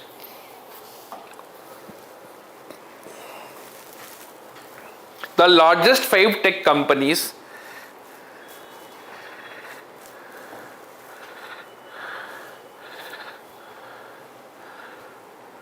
had a combined market capitalization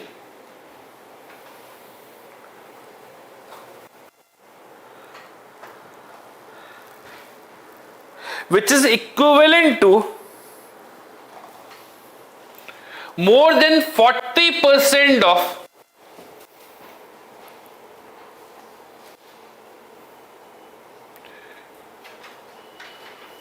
S&P index combined.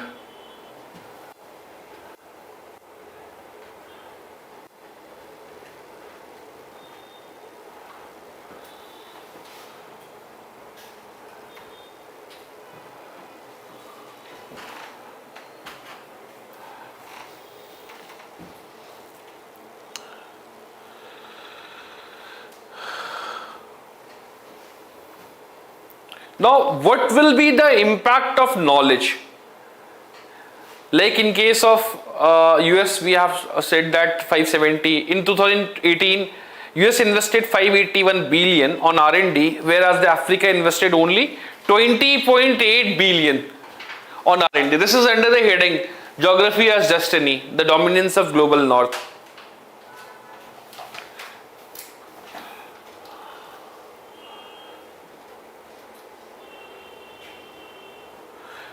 So, most of the internet traffic is controlled by the United States only.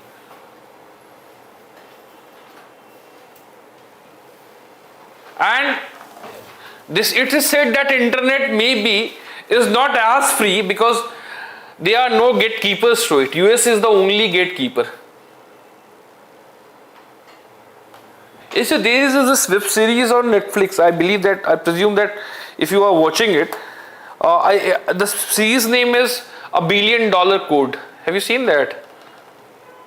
It talks about how Google Earth and Google Maps were copied from the code which they have written. The German peoples have written. The $1 Billion Code. And if you will search this data on the Google, there are hardly any link.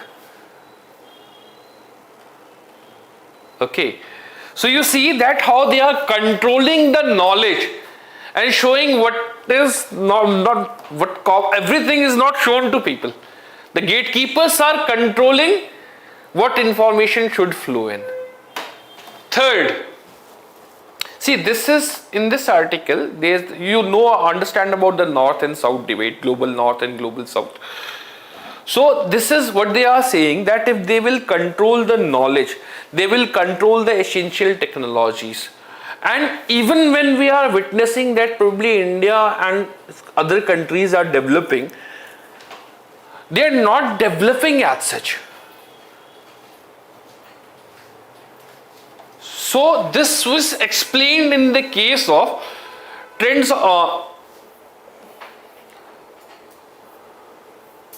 monopoly cum monopoly capitalism. This is what they are saying, that contemporary structure of capitalism is characterized by monopolies, particularly those based on IPR rights.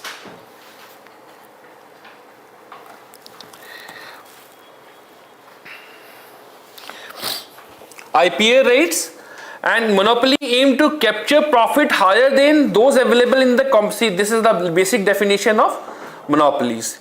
But this will have a certain impact on the global value chains.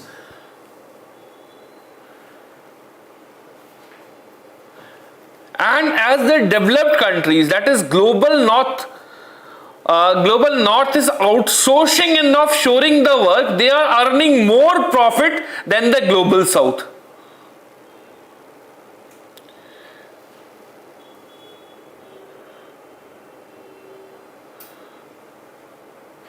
So they are creating a global value chains in which most of the knowledge is, the companies are controlled by the use of knowledge.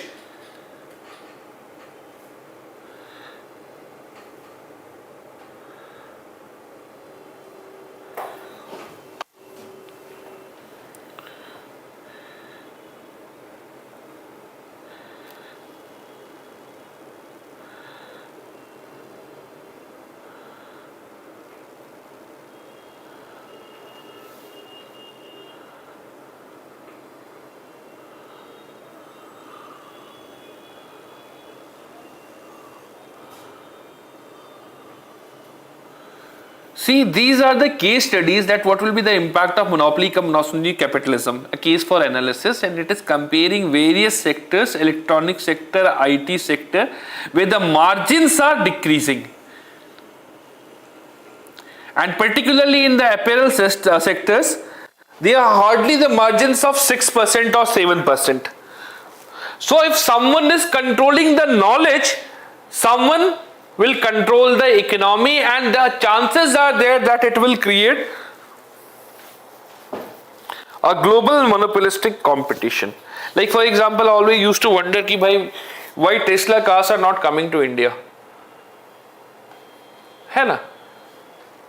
Isn't it tantamount to some kind of protectionism? That initially we have to buy Maruti or Fiat, Padmini. Now we have to buy what Tata or Maruti or Mahindra is selling to us. Just think about it. That Tesla is demanding that we will build our car somewhere else and we will not transfer the technology. So the government of India is giving space to the Indian electric vehicle manufacturers so that at least they can compete with Tesla. And it has worked. You see, probably Nexon is one of the highest selling SUVs in India. And similarly, ultimately they are companies developing which are doing good in particularly case of EV segment. But what Elon Musk is selling is monopolistic competition, isn't it? So this is what this article is saying, that knowledge has the potential and tendency to be exacerbator of the already existing income inequality. Now, in such case, the way forward will be generally utopian or idealistic.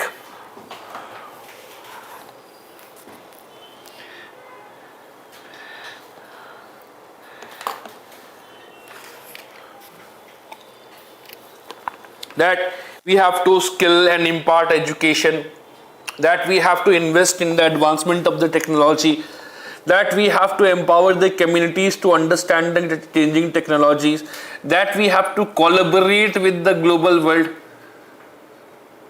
So these are the realities. But at the same time, if we try to control the market too much, then there can be problems also. For example, just think about it, that over-regulation in case of Europe, particularly with GDPR laws, it resulted into the curtailed freedom of the startup industry, and you will see that developing startup industries in Europe is a very tough task. In US, it is privacy and such issues are not being that appreciated, but in case of Europe, there are so many laws which is controlling the innovation that the startup industries is not developing at all. What is startup after all? That they are using some kind of technology to create some kind of valuation, isn't that? So this is about it, the knowledge and income equality topic, which moves us to the next point and next article consequently, that how this knowledge can be gained. Right now in India, you have seen the condition of the research paper, that largely most of the papers are, just tweaking of the original paper, research papers. Though in last decades, the number of patent filing has increased by 3%, but overall we are not faring as compared to China and United States. So in this case, the government of India saw another way in which they allowed the foreign universities to operate in case of India. Now, what will be the advantage of this and what can be the consequences of this? Background, first of all, that what is the overall gross enrollment ratio in higher education between 18 to 23 years is estimated to be 27.3%. Even with the increase in the enrollment ratio at the school level, this is not translating into the enrollment in the higher education. And what is the participation of women in the STEM industries, the STEM field? 15%. Now, management of the Indian education faces challenges from over certain centralization, bureaucratic structure, fixed curriculums, lack of accountability, and that too even in the gross enrollment ratio, which we have already discussed, that SCN studies students are not faring well. Further, there is lack of innovation. Largely the learning is followed, which is resulting into the not that good political papers. So these are the limitations. To address this, provisions were made so that foreign universities can come and open up the colleges in India, open up the centers in India. So what will be the positive part about the opening of foreign universities campus? First, knowledge transfer.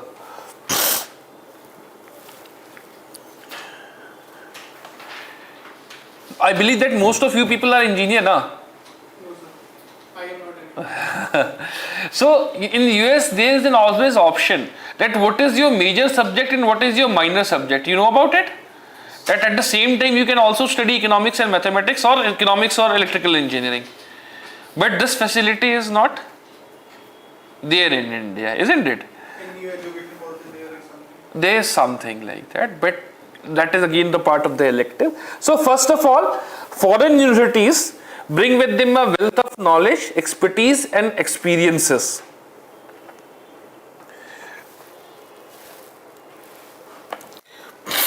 Second, diversification of academics offering.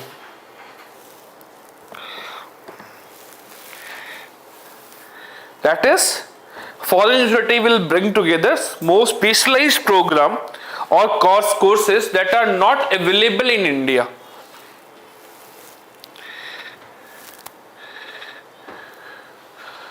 That this can broaden up their skills.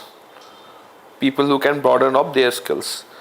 Third, international exposure.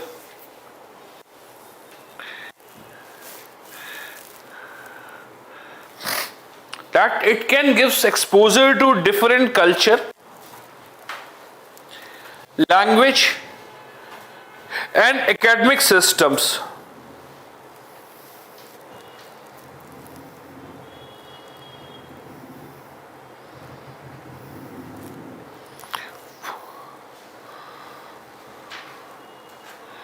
Fourth, increased competition.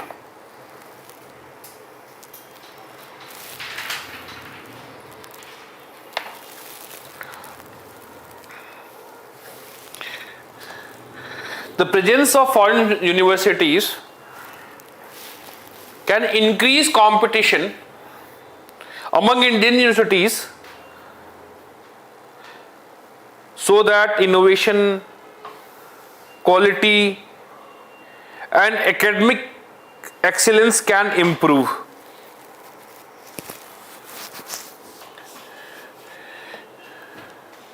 Fifth, infrastructure.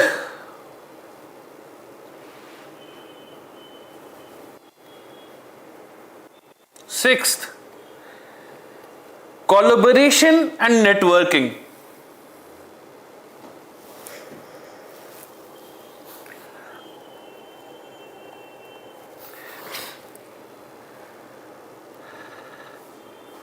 It can improve collaboration and networking among Indian and foreign universities.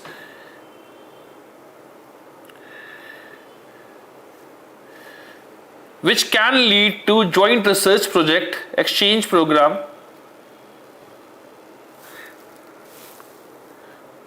and other academic initiatives.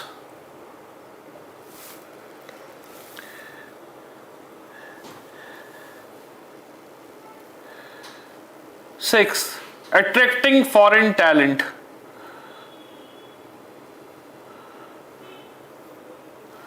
That foreign faculty and students can contribute to academic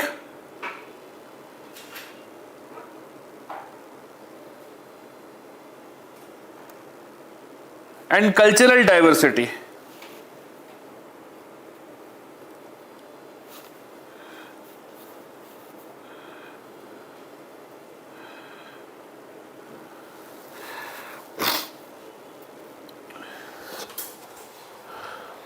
But what are the negative points? That first, limited reach. होगा ना? कहाँ पैसे दे पाओगे आप लोग इतने? मतलब हम लोग इतने? Only a small percentage of students in India will attend the college, and hence the significant portions of SC, ST, scheduled caste, OBCs will not be able to participate in. Second, lack of autonomy. They will not cede the control to Indian government and organizations. So this will limit their ability to adapt to local conditions. and problem of innovation can be found.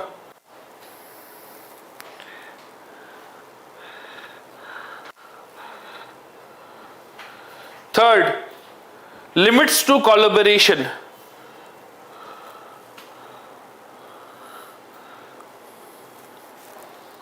किसी ने वो वाला web series देखा था बाबा sorry अब movie Nambi Narayanan या हाँ Nambi Narayan you see that at that time they were not contributing and collaborating with the Indian universities also, isn't it? And probably those people who went to USA, they generally try to get inducted into the US program. So this is the level of the competition. So why would they will collaborate with Indian universities? Because they already command something. So the limited collaboration is there witnessed in case of for even opening after the foreign universities. Fourth, commercial interest.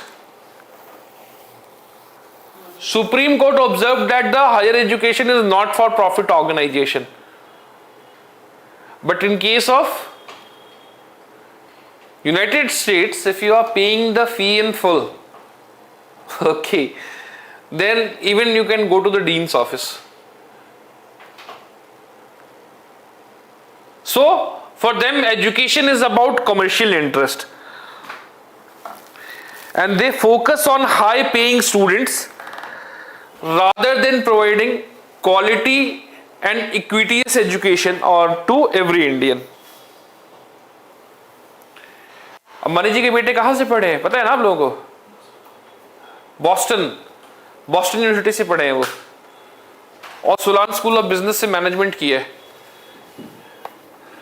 ऐसा बताया जाता है कि Rahul Gandhi Harvard में पढ़ने के लिए गए थे और इसके लिए हिंदुजा ब्रदर्स ने $11.2 मिलियन दिया था. तो भाई जिसके पास पैसे हैं वो तो पढ़ ही लेते हैं बाहर जाके.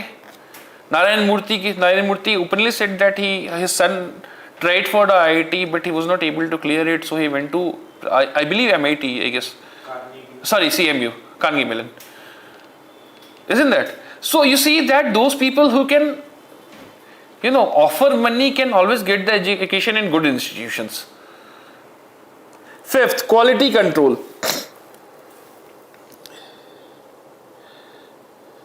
So the government is limited in its resources to control the foreign universities.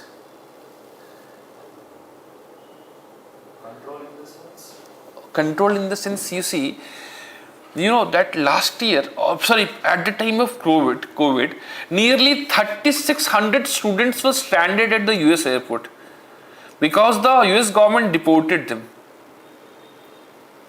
And they paid the fee in full and they were not able to complete their education because that university was not recognized or authorized to take courses. They just invented some new program and people came there. See, what is the case with IIPM? But when you say foreign universities, only the reputed ones would come. So, see, any universities can come. Now, probably Lamar is there. Lamar will set an off-campus out here. Lamar is somewhere in the United States. There are 3,600 universities in the United States. 3,600. But with our policy, we would like to see the Ivy League. Ivy League will not open the campus in here. But then that would become equivalent to our private. See, most of the students who are going to get the education now in United States, even they are ending up in B and C grade colleges with the hope that probably after 2 years we will get a job somewhere.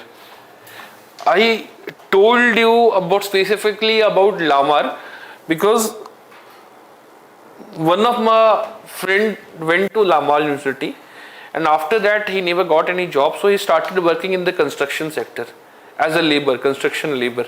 In here it is a bad thing that you are working in construction sector, but he started working in the construction sector and after 2 years he got the opportunity to work in some IT related activities. And ultimately he settled himself in the United States. But he went to University of Lamar and nobody knew in India where this University of Lamar is. So such colleges and campuses are there. What do you mean we don't have resources to quality control? quality control. So in this case, how you will control the. Differently judge them by the top 200 US rankings or. These are still matters to be intrigued. Say in case the universities which came to India was based out of Sydney, and I don't remember their name as of now, but I don't think so they are in top 200 universities ranked. See, and even for that matter, see if some universities there are so many colleges at some time, like for example there was this college, Ansari Institute of Technology, so they collaborated with universities of Arizona, I believed, and they started giving engineering degrees in 3 years. So what their modus operandi is, even in United States you can finish your engineering of 4 years in 3 years, or even in 2 years, depending upon how intelligent you are, and how much paper you can clear. So what they started doing is that they finished most of the syllabus here, and only for 1 year they take them to United States and give their engineering degree from University of Arizona. So this was one of the methods, and there are so many methods which is running in similar vein in India, where they are collaborating with the foreign universities, and people are spending nearly 50, 30, 80 lakhs rupees for MBA degree, and after that they are not getting any kind of job. So how you will be able to control it? So that is one thing which remains to be seen. Okay, so and resources that what they are teaching, how they are teaching is cannot be controlled and cannot be seen everywhere. Na? Abhi bhai, if some teachers say something about Hinduism, then they are the army of the troll. But after that, foreign universities will come and will say something about some teachers. So you have to protect the investors' interest now. So your troll will automatically not work. So these are the things which are remain to be seen. For sixth point is funding disparity. That the foreign universities have the fund, they have the deep pockets than the Indian universities. So this will create an unequal field and further increase the existing inequality.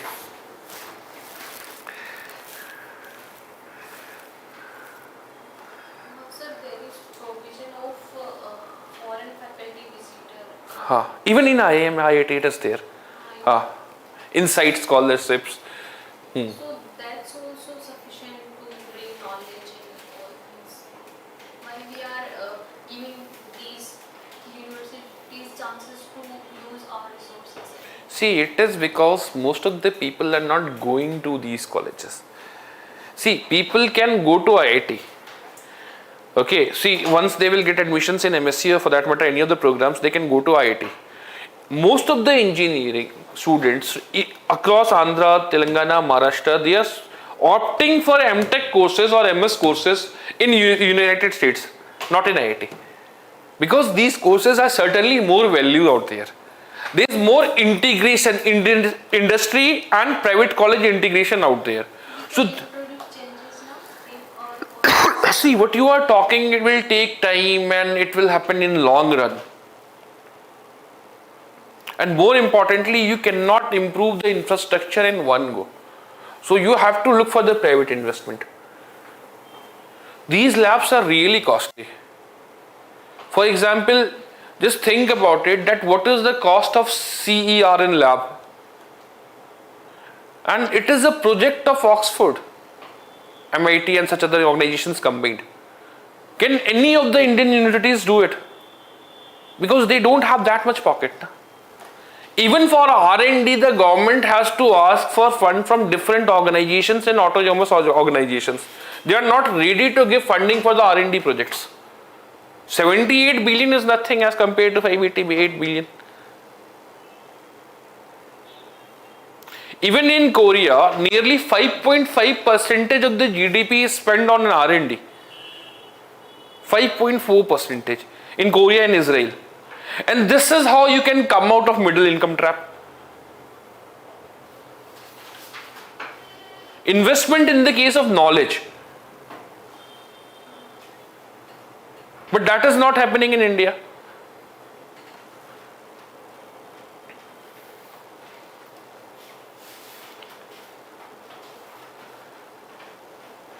During the times of this license Raj, a permission was taken from RBI for every foreign visit. And if you wanted to hire any foreign faculties or foreign worker, so you have to take the permission from the RBI. And the purpose was that the forex doesn't go to these countries because these people will take salary in dollars or forex currencies. So now think about it, what is the amount that we are spending in United States in education? I believe that it is more than $230 million yearly. Most of the people are not going on the school or scholarship as you call it. So this will save that cost also. More importantly, we have the obsession with studying in the foreign universities. It opens many doors, na? So that is the reason. In case of India, 3-year graduation is not recognized. You cannot attend any postgraduate courses in United States based only on 3 years of graduation. So you have to go for the something like MSc or 1 year filling the gap programs. So these parts will change also.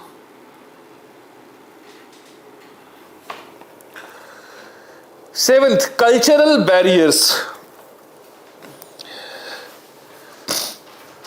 That cultural and linguistic needs of the students will not be understood by the academics, and it will result in lack of personal development.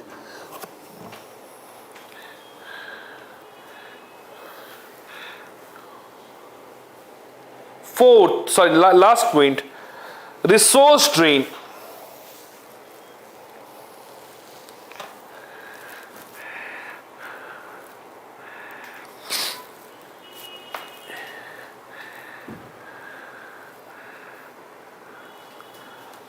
That the state universities which is facing the problem of underfunding, understaff, so the issues will be diverted from this.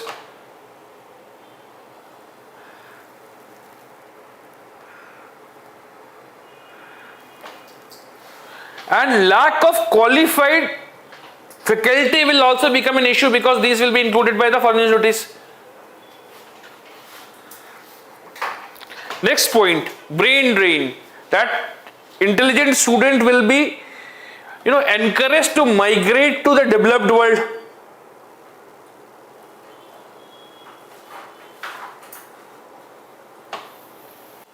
But there are experiences which shows that foreign universities has helped in overall educational outcome. And such experiences is particularly shown by the Chinese or the China.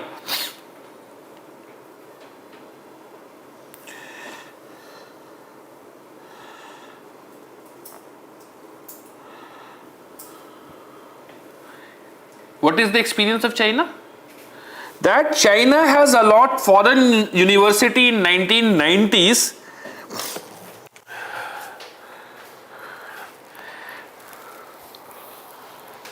This led to increase in the number of Chinese students.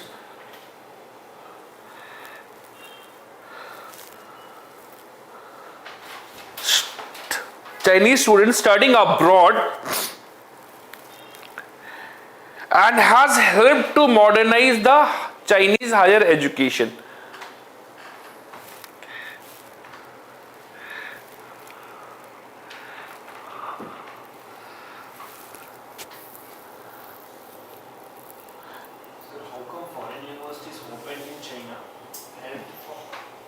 See, there is this, the Chinese students are the highest students in the significant number of the students are there in China. I believe that in last year only, Indians outnumbered Chinese. But before that, since 1990s till now, Chinese students were found in every university, and they returned to their country. So the point is in returning to the country, right? returning to the country, and based on that knowledge, they completely revamp their educational structure, higher school educational structures. And right now there is this data that AI, China is doing very good in case of AI. So here, China allowed the foreign universities to open the branches. These people got the exposure and they left for the foreign country and came back. So in India case, how will we replicate this experience? Because bringing them back is the bigger challenge, right? Not opening the foreign. Bringing them back is a bigger challenge, particularly if you are from Punjab and Haryana. So that is the point, na? Ki we are saying that automatically. See, it is not that most of the people, Chinese students are returning to China. A significant numbers are staying behind. That's why you hear about Operation Fox, something which is going on in the United States right now. But those people who are returning to China are setting up their own lab. Say for example, if you are going to United States based on some loan of the government of India, then it is your compulsion to return to the India. So such arrangement can be made. And other thing is that most of the professors who are working or who are there in newer IITs have returned from the United States of India. Sorry, United States of US. Returned from United States. See, ultimately it is that we believe, we develop our notion based on that life there is good. But ultimately you are the second class citizen. Na? So that means those who are studying over here at India, they are not capable to teach at IITs. If we are doing like this. See, the thing is that IITs is a very strict category, that if you have done your post-graduation and PhD from universities in United States, very specifically United States, then your PhD will be considered. Further, number of research paper, industrial experience, everything is there. They don't recognize the universities from the Netherlands or to some extent Britain also, but they recognize the PhD degrees of United States, because there is a similarity in the overall PhD degree in India and United States. In case of India, it generally takes around 7 to 8 years or maybe 5 to 8 years in completion of the PhDs. The average time for completing your PhD in United States is 5 to 6 years. In case of Germany, it can be 3 also. In 3 years, you can complete your PhD. But they will burn you up in these 3 years. So the IIT, due to the red tapeism as we can call it, don't recognize so much colleges in Europe as it recognizes in the United States. And yes, it also gives preferences to the people who have done their PhD from IITs or other universities, or in fact whatever colleges are there in India. But there has to be a good research paper. Na? In case of India, largely it is tweaking. That you tweak your paper and you complete your PhD. So that is the difference. See, in case of PhD in India, now you will see the difference completely. I told you in the beginning of the class that those people who are doing their MTech from IITs are generally termed as matkas. Okay, but you will see the condition now that there is a serf and feudal lord and serf relationship between the professor and the students who are, or probably, in fact the name for the research scholars is Rassa. Okay, research scholar Rassa, हाँ भाई रस्सा की तरह घिस रहा है, 7 साल हो गए, 8 साल हो गए, complete नहीं हो रही है. That is the wrong notion. What? The tagging to these people is the wrong. It is the wrong notion. But you see, in fact, but even the professors pretends to be them. So probably they will use them for their household course. This is the reality of the PhD in education in India, and that is not the case with United States. If you are doing the PhD, and in fact just think about it now, that if you are going for the PhD in United States, it is presumed that you have finished your, particularly in science, that you have finished Plato and such other logical books, philosophical books. It is very important that you should read it. So they look for some kind of originality and hard work in the PhD, which is not the case in India. It is largely for that how you are helping the professor in his completion of his target. So that is how it will change. That is how the notion of higher education will change. And the experiences from the Singapore, China has shown this, that just you think about in Bihar University, the syllabus is not revised since 1960s. In DU, it is not revised from 30 years. The science syllabus. So there is a revamping is needed. Okay, so this was about, yes, you can also write about the examples of Singapore, that it has encouraged foreign universities in 2000.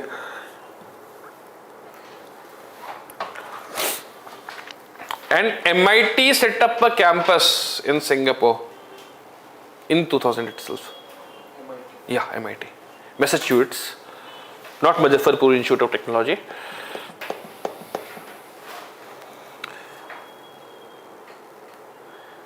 And it led to the increase in the number of the foreign students studying in Singapore. Why did MIT set up, sir? Was it any capitalist venture? Because Collaboration, na?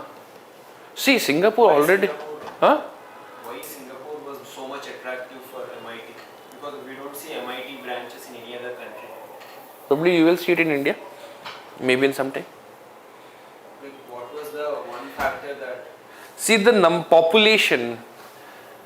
Singapore has a complete different identity. It's a multiple identity, ethnic identity, and most of the people of the Singapore are opting for higher education in different countries. Maybe a significant number went to the MIT. And more importantly, you will see that, you will hear about that Singapore already had a very good infrastructure, and particularly higher education enrollment ratio. Colleges like Nanyang, Singapore Tech, SMUs, these all colleges are really famous. How did they develop in the first place? Lee Kuan Yew forced them to develop in such way, and there was integration with the United States. See, nearly every country, in knowledge transfer, which I forgot to mention, there is this point that the East Asian countries developed in consonant with the United States because there was technology transfer and knowledge transfer. Most of the countries in the East, CML or tiger economies, they developed only on the notion of the export. See, Japan integrated and overhauled the constitutions, or not constitutions, educational structure according to United States. There was complete, what is the most popular game in Japan? You will be surprised to know it is baseball also. That they copy the United States. In education, significant number of the Japanese students visited United States campus.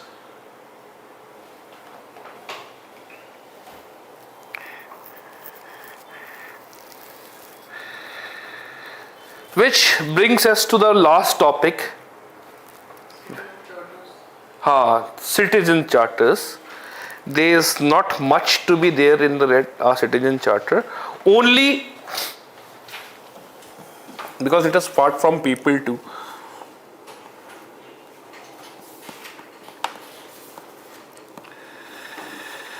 See, the problem is that citizen or centric government is not developing in India. There are incidences of administrative burden and time tax, which I have already explained.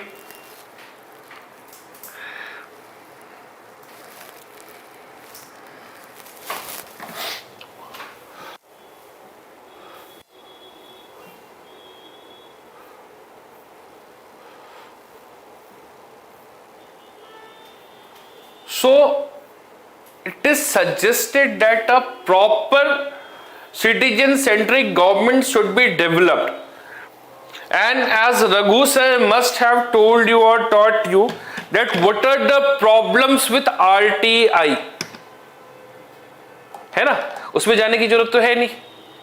What are the problems with the Lokpal? And why Lokpal is needed as per a citizen-centric governance? Because ultimately it is the organization which is responsible for any kind of corruption at the government organization. So since the inception or the demand of Anna Hazare, they always said that the citizen-centric charter or citizen charter should be under the purview of Lokpal.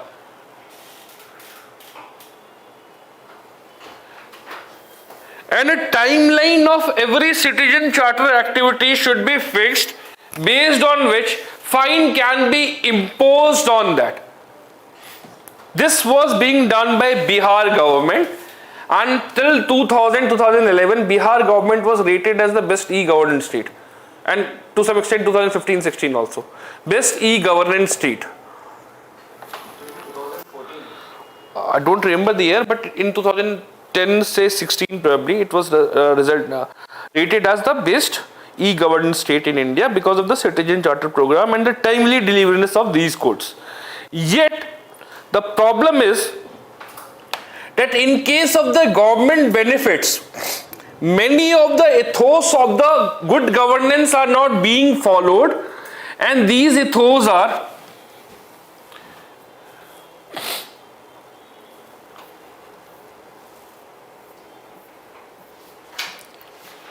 first, it is written on the very first page itself.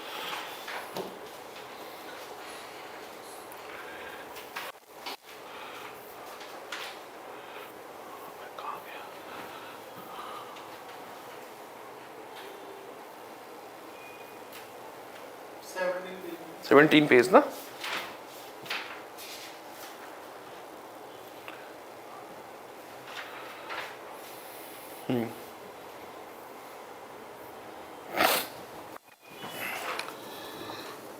Equity, efficiency, ethics, and service of the nation.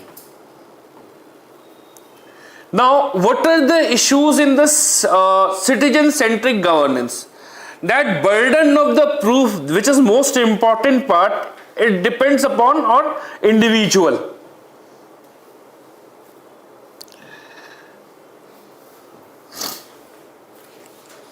That it is shifting from citizen centricity. Second, the issue of bureaucratic apathy is there, in which they are not recognizing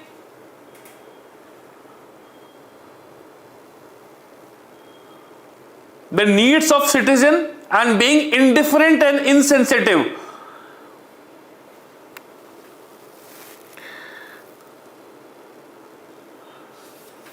This is also coupled with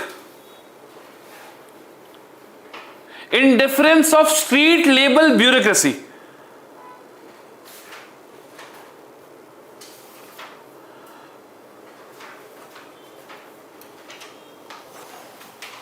Street level bureaucracy, that is constables and other people. So there is also indifference. To address this, e-governance initiative were adopted, and most of the services were digitized, yet the issue of privacy remains. Positive impact and issues.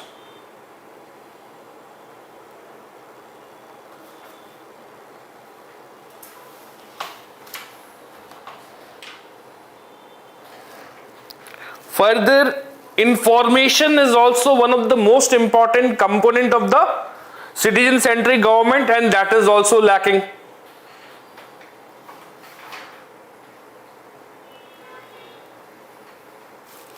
Non-availability of the basic infrastructure is there in case of RTI, failure to deliver the information within 30 days. Information officers are not adequately trained. Obsolete record management guidelines. So basically, what is this? This is a convergence of all the topic and a structured approach to how to address the issue of citizen-centric governments. Further, there are issues in the citizen charter, lack of awareness and knowledge, and inadequate publicity, issues of corruption of the street level bureaucrats, lack of citizen centric approach in the Gram Sabha itself,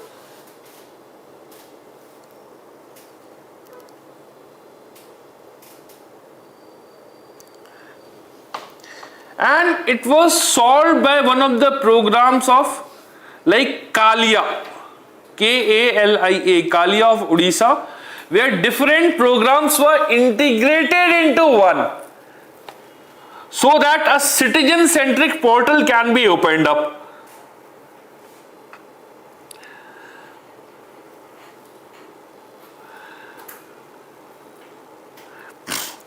Similar provisions are there in Karnataka Sakala Services Act, Mo Sarkar, grievance redressal mechanism under Mo Sarkar, that 31 departments including that of finance, work and commerce, such other departments are integrated into the purview of Mo Sarkar.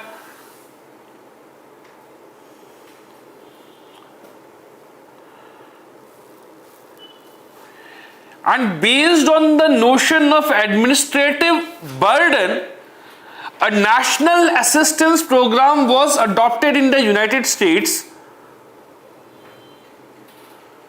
which deployed a framework for the strategic resolution of federal services delivery and enhanced citizens' experience on application, documentations and benefit processes. Nutritional assistance program.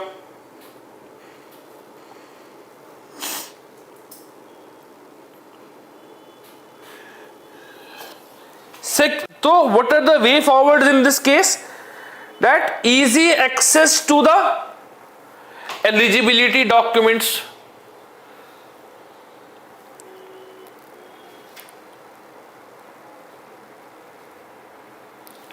easy user interface of any of the e-governance initiative,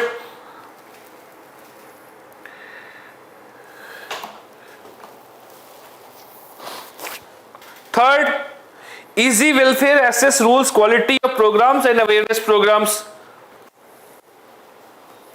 But the important part is that after the development of the social media platforms, the governments are being more responsive. Isn't it? Through Twitter, Facebook or such other infrastructural work. But again, it is limited to the urban areas only.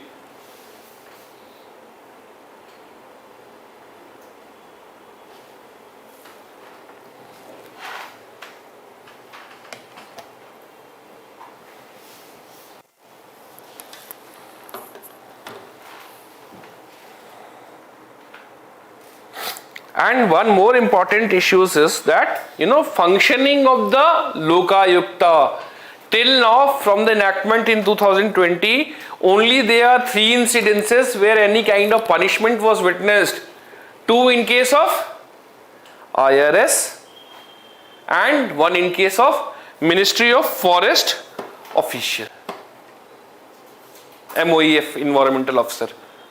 But it is limited with the corruptions in the government service, but not of the citizen. So citizen charter should come under the purview of Lokayukta.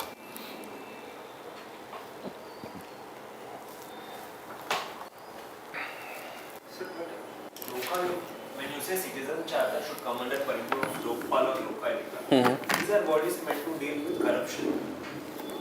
But if you are not getting the timely any of the government document, or you're not getting the schemes related activities, then it is also some kind of corruption, na? But with the broadest definition of the Corruptions, the government corruptions, huh? But these institutions have been created to handle mostly political and bureaucratic corruptions. But see, from the first day, 1966 onwards, there is a demand that citizen charter should develop, and there should be a overarching body which deals with such kind of corruptions. It was since the time of Shanti Bhushan or LM Singhvi committee. Even Anna Hazare demanded it. Suppose if there is delay in delivery of the service by a day, there would be a simple penalty. Haan. But would you call that corruption that comes under the purview of Lokayukta or the Lokpal? See, there can be mechanism for this. Na? See, I'm just suggesting you a way forward in this case. But this seems to be very broad and See, the demands were there. Some political activists demanded that citizen charter and such other activities should come under the Lokayukt and Lokpal. See, Modi is ultimately responsible for everything. But for everything, we don't approach Modi. Na? There are some institutions which we approach. So there can be some arrangement under Lokpal or Lokayukta where we can approach regarding the reliance of the services. In most of the, like I told you, in Bihar or in Karnataka, there was this, that you will get the driving license or such activities or any such documentation within 15 days. If you are not receiving it within 15 days, then the fine can be imposed upon you. In fact, under the banking ombudsman, if your money is deducted from your ATM and if it is not in your hand, so maybe after a period of 17 days, you started getting an interest of 100 rupees per day. Some provisions are like there. Na? So it is under ombudsman. So it also come under the ombudsman scheme. Ultimately, Lokpal or Lokayukta is ombudsman. Na? That is the case. Na? So this is how it can be done. So this was not much in the article. Okay. So that's why I'm not deliberating, and largely the part about theoretical part, that is what a citizen-centric government, what is good, what does ERC says about this is written there. So you can read it from there. And that concludes our discussion. But if you have any question, you can ask.